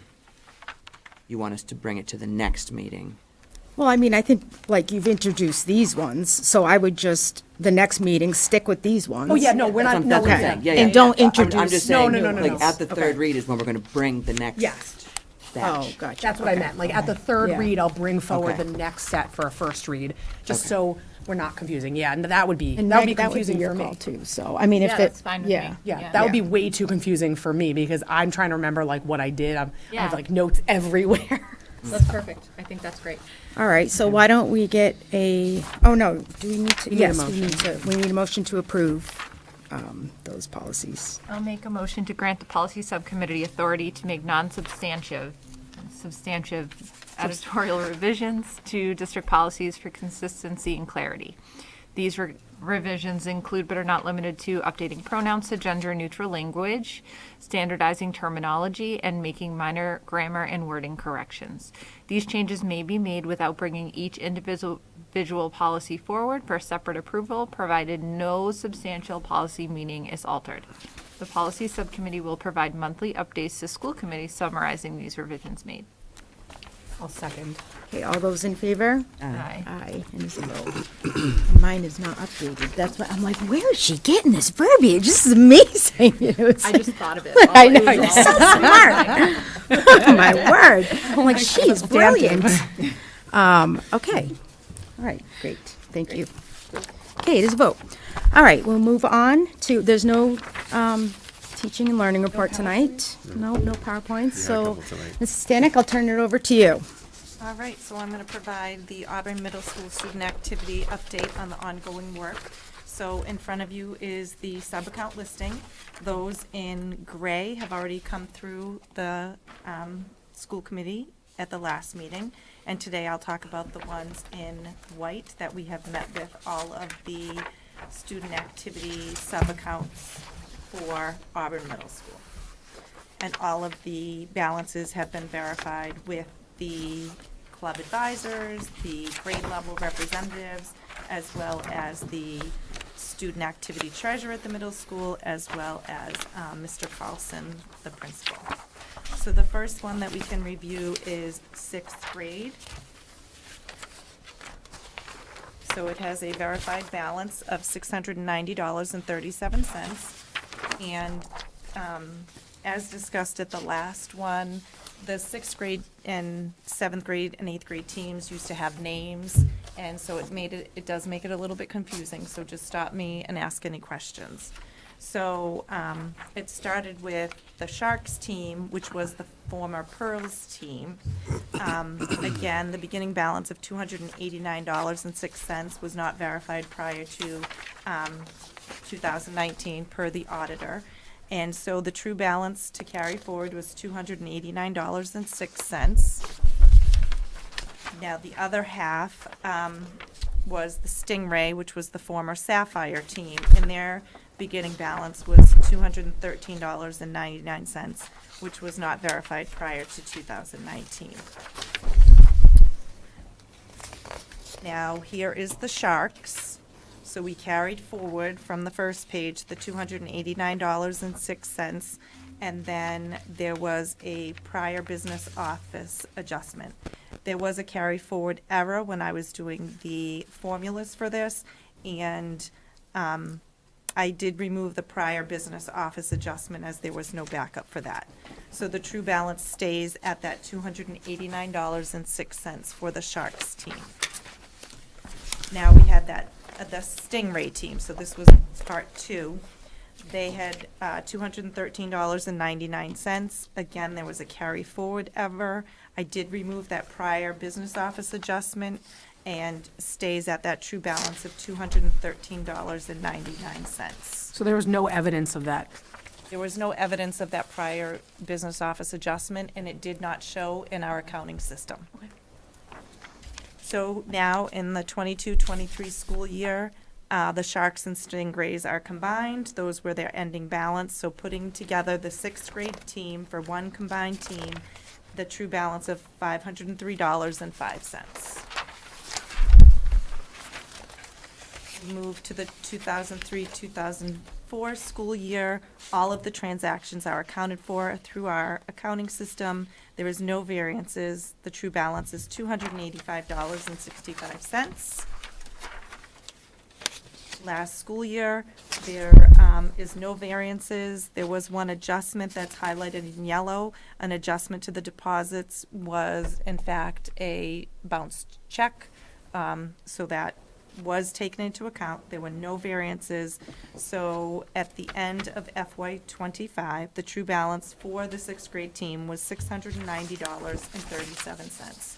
And that was agreed upon by the 6th grade team. Any questions? All right, then we move on to the 7th grade, and this too has a verified balance. And again, this is those split teams. So at the beginning, we'll have the split teams, and then they will get combined. So we start with the former Emerald team, which became Lemurs. The balance not verified prior to 2019 was $130.11. And we've got the Polar Bears that were the former Ruby. They had a $60 balance.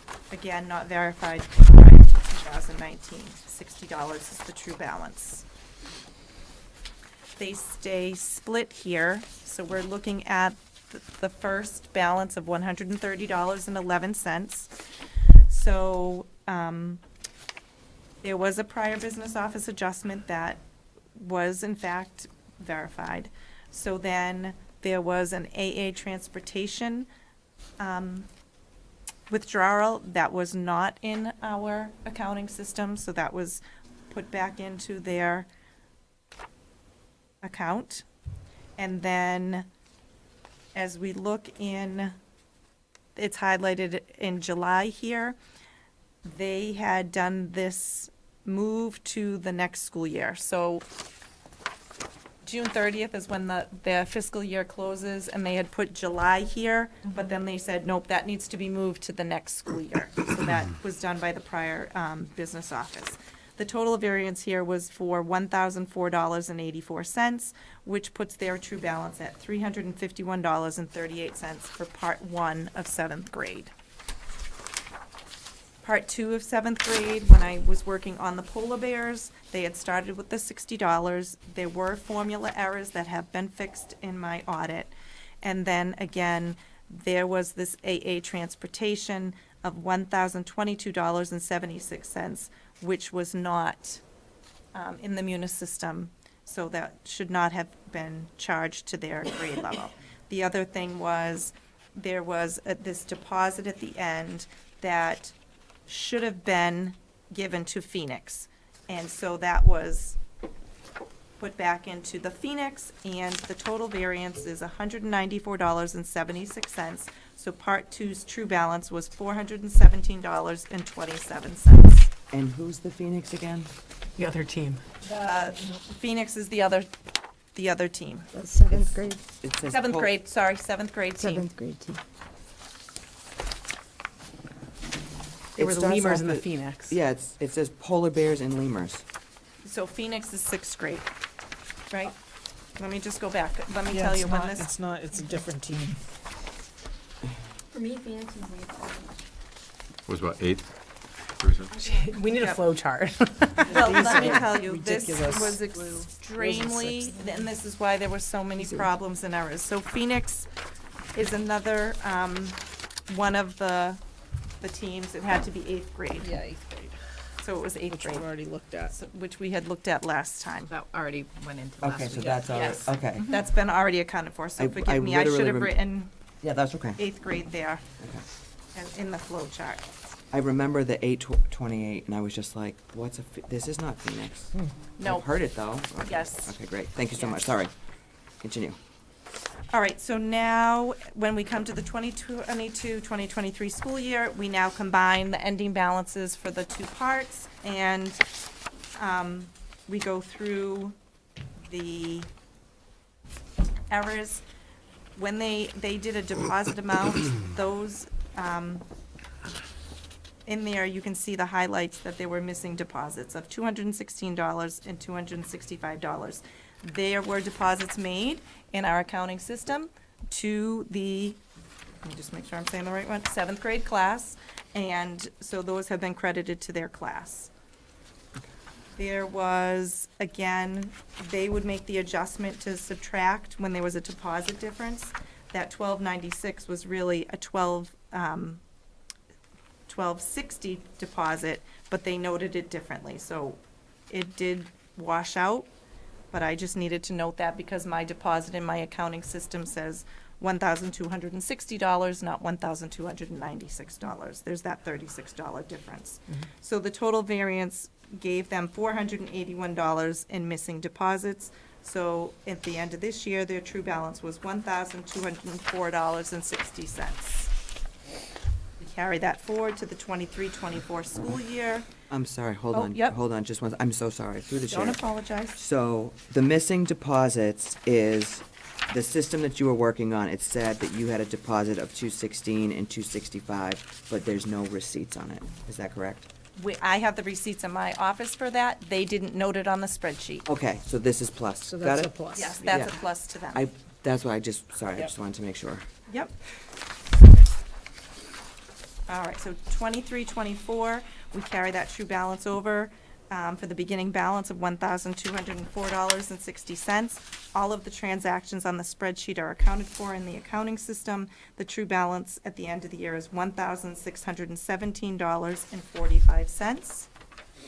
In the 24-25 school year, all of the transactions are accounted for, and the true balance, $1,642.45 for the 7th grade. Through the chair, does this money then move up to 8th grade with them, or no? Stays with the 7th grade? The, in the students' activity account, it will be moving up. It is supposed to be moving up. It hadn't in the past. They had left it for the next class, but it will be moving with the students moving forward. Because it just looks like they're collecting too much. Like, right, should we be having that much balance carry over from, with the 7th graders? Does that make sense? Like, Well, so, but once they get to 8th grade, and then so the expenses increase, right, with some of the trips that they go on. But what we have spoken with each of the groups that have had a significant amount of money is that student activities is not a savings account, yeah. right? It's intended to be a place where you fundraise, you bring money in for a purpose, and the money goes out. Now, obviously, it's not gonna be penny for penny all the time. Yeah. So you'll have some left over sometimes, or something might, you have a snowstorm and you can't go, and whatever. So there will be those cases, but we have spoken to them about that. It should follow the kids. So they It might should go up follow to the high school with kids like a and be as $600 much of an balance. in and out as possible, right?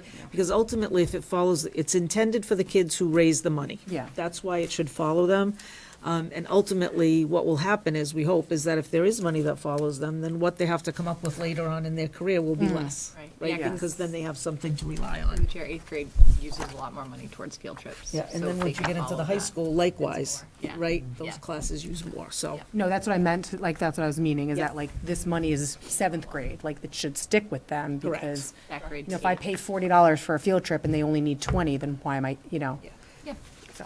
Makes sense. And I don't know, I know that there aren't advisors that are trying to make a profit on No, I kids know. to save it. But there are a lot of mitigating issues that cause yeah. there then to be money in the account, so. So you're saying the 8th grade funds will go to 9th grade then? Correct. Okay, because I know that was never done in the past, I don't It think. was not prior to my taking over as the business manager, but in my trainings and everything, that is what needs to be happening moving forward. And we've updated the policy to ensure that that is the case. Kind of nice. They get to see it as they go on. Yeah. you know? Yeah. Absolutely. Yeah.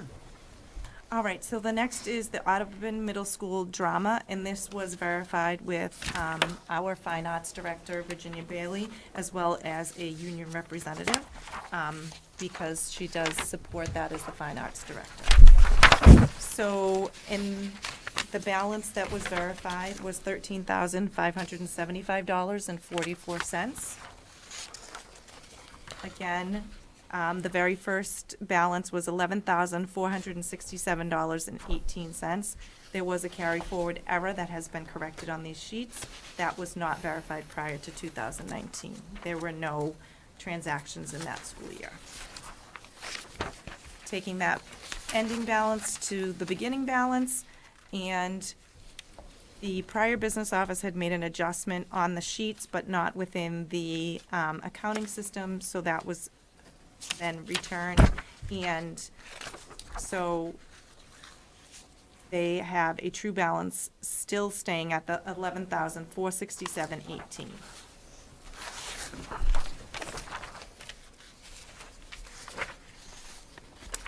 In the next school year, in the 22-23 school year, there was adjustments for miscellaneous expenses not recorded in the previous years. Now, this amount would be, and we've talked about before, some of those POs that came in. So for instance, you order something, you put in a requisition, a PO for $25, but when the invoice comes in, it might have been for $22. And those adjustments were not then reflected on the spreadsheets. So the prior business office did make those adjustments. I cannot verify the complete amount of that, but in discussing that with the Fine Arts Director, she did agree that those adjustments needed to be made. So the true balance here would be $9,833.33. Moving into the 23-24 school year, all of the transactions but one, this particular reimbursement was not submitted and not paid out, so that $367.50 is returned to the students for a true balance at $14,707.95. Last school year, there were a few things. Masterman's T-shirts that did not go through student activities here. The $567.79 was returned to the account. There was DVDs for the play that was missed on the spreadsheet for $500, and a reimbursement to the Fine Arts Director for $14.75. The total variance was $53.04 for an ending balance that was verified for $13,575.44. Sorry, I have a question, going back a page. Yes. It says on May 16th, 2024, there was a charge for, or withdrawal for high school musical costumes. Should that be coming out of the middle school? So if they are used for both, so sometimes they are able to build a set for the high school, and then they can change, and then they're doing that this year. They built the set for, forgive me, Addams Family. Addams Family. And then they're going to They're doing Shrek. change that and make it, I think it's thought it was- Frozen. oh, So Frozen, they're gonna be able to use the The background part of it, like the Yes. background construction of it, they can reuse it, so then that money can be used out of either account. and they can do Okay. that as well for costumes. costumes Okay. that they're able to Kind share. of basic things that they can share. Yeah. All right, as long as both schools know that that's what's happening and they're in agreement, then. Absolutely. Well, and in large part, it still is Ginny. It's Ginny, that's true, yeah, she's kind of, yeah. She just has to it's agree her with rodeo, herself. so. Right, Yeah. and we did discuss the balance here, so, she's noted that the middle school tends to have more of an audience and more people are coming to see those, and they're giving a greater free will donation.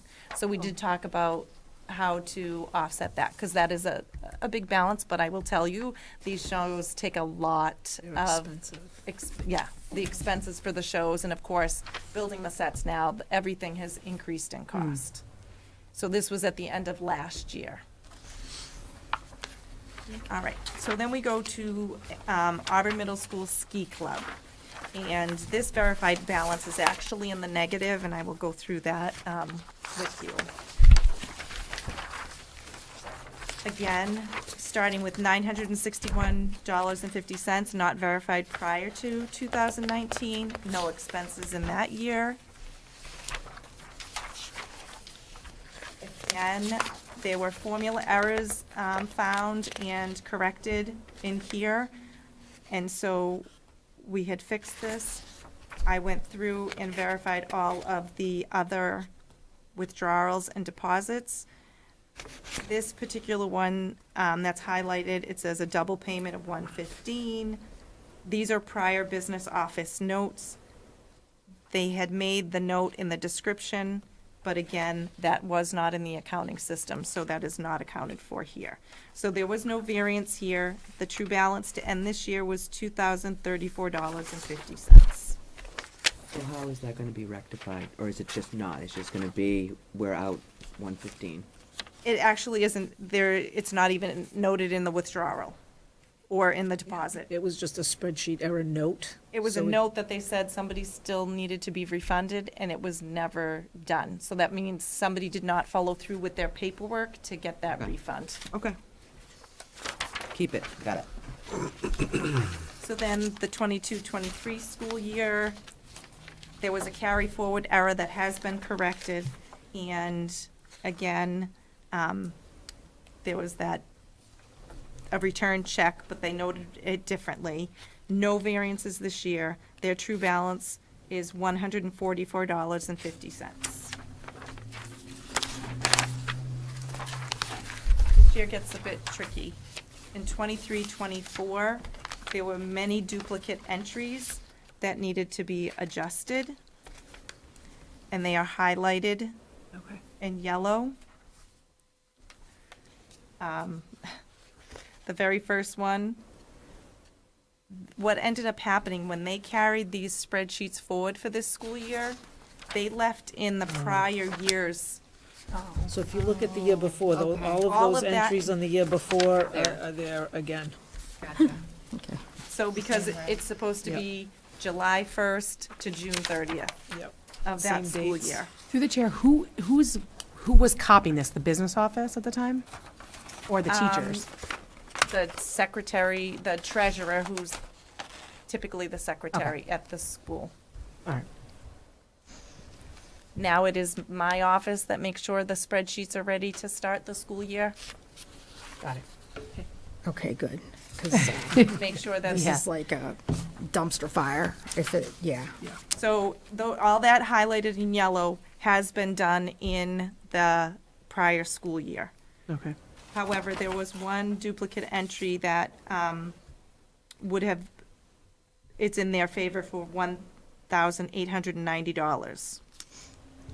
But this true balance, because of the way this was done and they mixed up multiple school years, their true balance is negative $103.50 to finish this school year.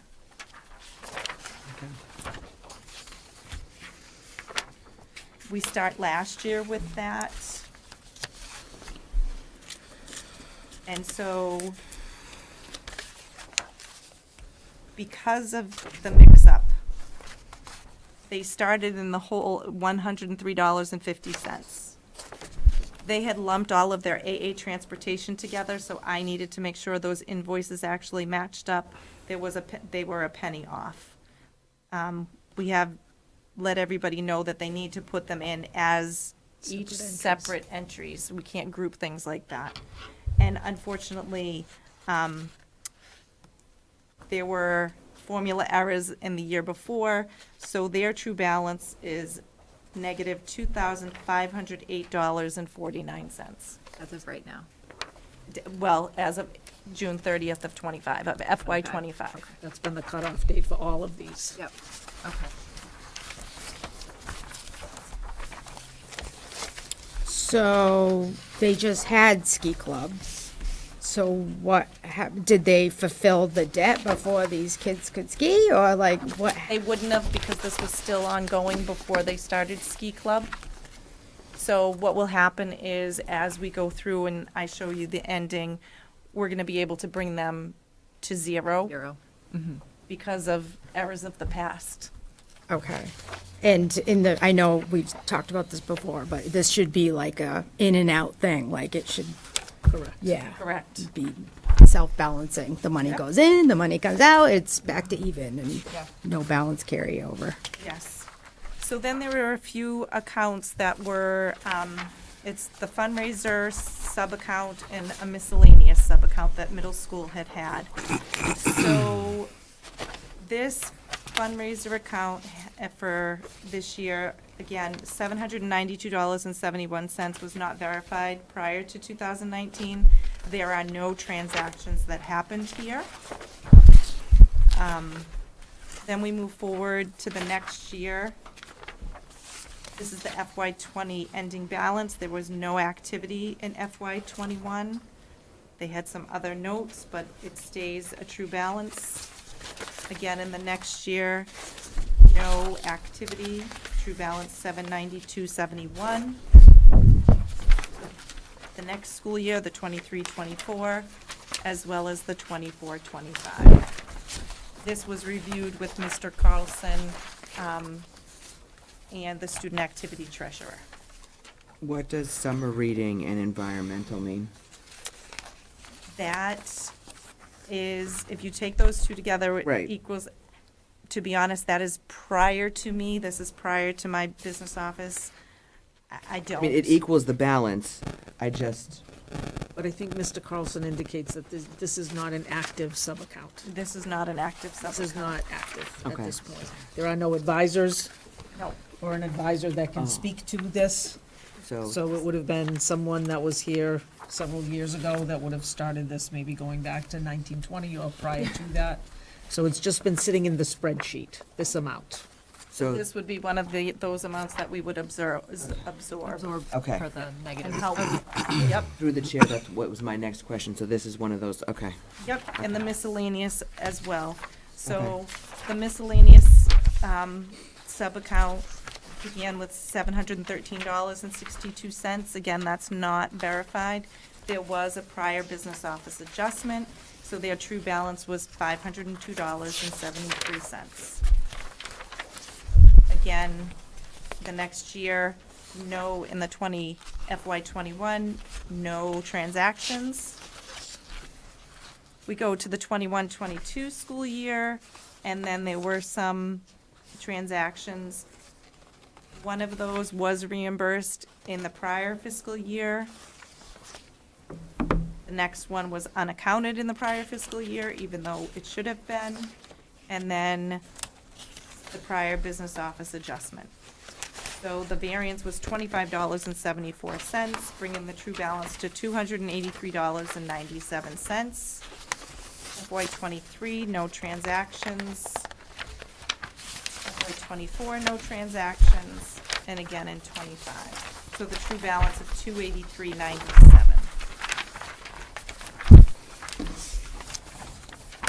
So this will bring us to the Auburn Middle School summary. I want to call your attention to the savings balance. So this was as of June 30th. The savings balance had $14,560.71, and the checking account balance was $7,070.46, for a total balance of $21,631.17.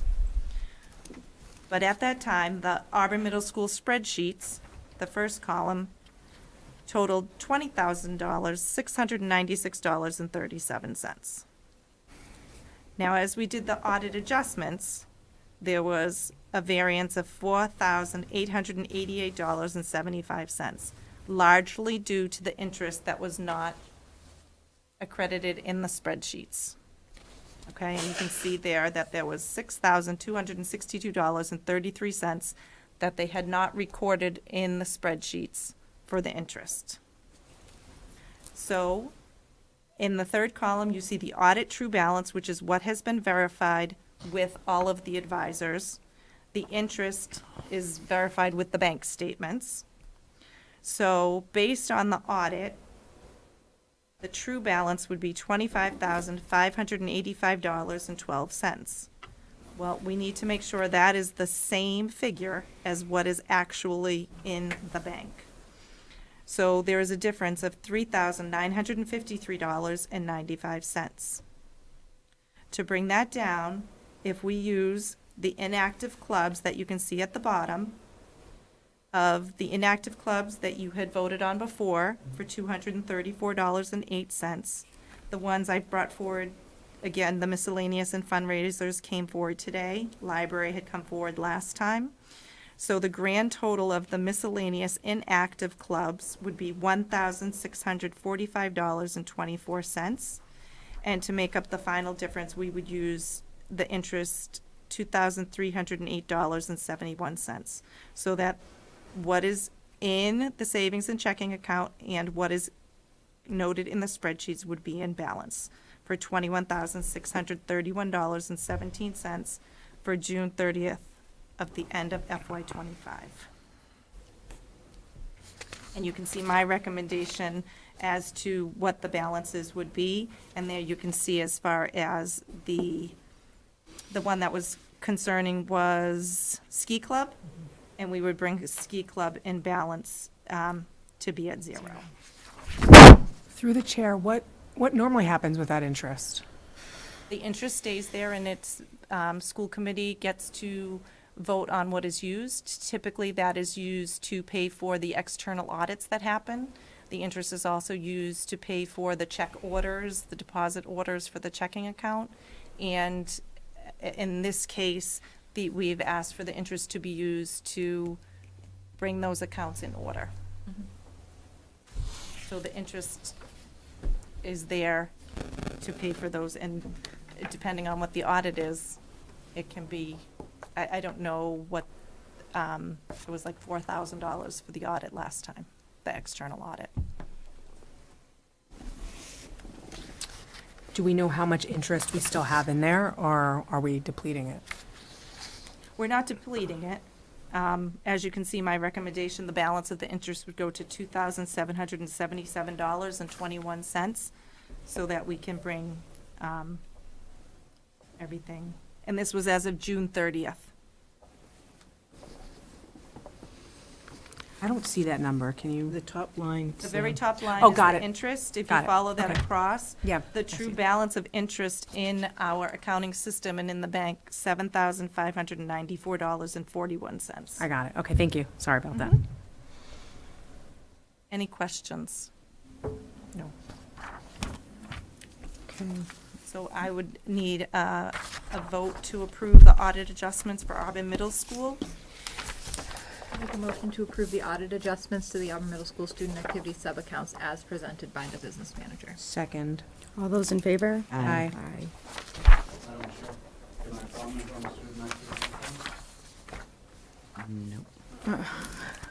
No, that's not how I'm going to run this meeting. After you're done, I will go back to citizens' comments, and you can speak for your 3 minutes if you wish. The next, I've provided you with a year-to-date budget report for the FY26 school year dated March 25th, 2026 for your review. I would just like to note that on the very last page, on page 20, if you flip to the very last page, this kind of gives you the overview. In the first is the original appropriation, the revised budget, what we have expended year-to-date. The encumbrances are the bills that we know of. For instance, those things in the budget, transportation, tuition, and all of those things. And that the available budget, although there may be individual lines that look like they are in the red, but what we still have available at the budget as of March 25th was $2,409,590.06. So we are still in good shape at this point. All right, thank you. And then the last piece I have is I've provided you a listing of budget transfers dated April 8th, 2026, between the same series and between different series for which I'm seeking your approval.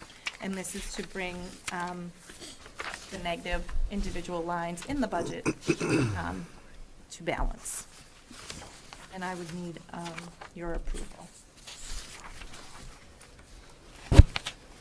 Many of these transfers are due to increased costs, to cover the costs of substitutes, or to cover contractual obligations. And if I can just, Madam, through the chair, the previous business manager did these every meeting. Every meeting. Part of what Mrs. Stanek is doing is trying to lump these things in a more coordinated way. And I think her intent next year is to move forward to like really structured quarterly report so that you know what to expect each time and that everything isn't given out each time, right? It's done in a more organized way. So this may seem like a new list because it hasn't been presented this way. It's been presented this way before, but it's been done every single meeting. Yeah. And what happens is the timing to do that is very cumbersome. It is policy and procedure to do quarterly reports as opposed to every 2 weeks. I'll make a motion to approve the list of transfers dated April 8th, 2026, as presented by the business manager. Second. Okay, all those in favor? Aye. All right, it's a vote. Thank you. All right, we will go back and revisit citizens' comments. Per school committee policy BEDH, speakers will be allowed up to 3 minutes to present their material and must begin their comments by stating their name and town precinct. The public comment section shall not exceed 15 minutes, and all speakers are encouraged to present their comments in a respectful manner.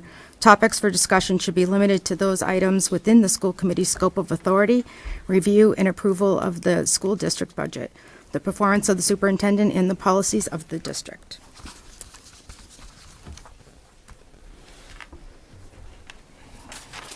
Good evening. My name is Eric Richards.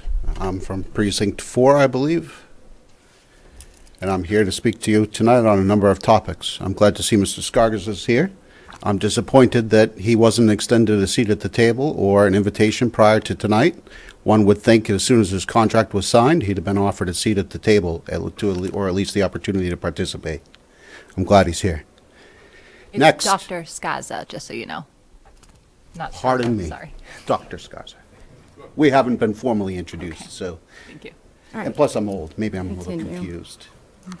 This department has approximately $34 million this year, just shy, 100,000 in budget. You are the single biggest piece. You're about 48% of the town's total budget. And each year, that number increases through a variety of factors. No issue with that.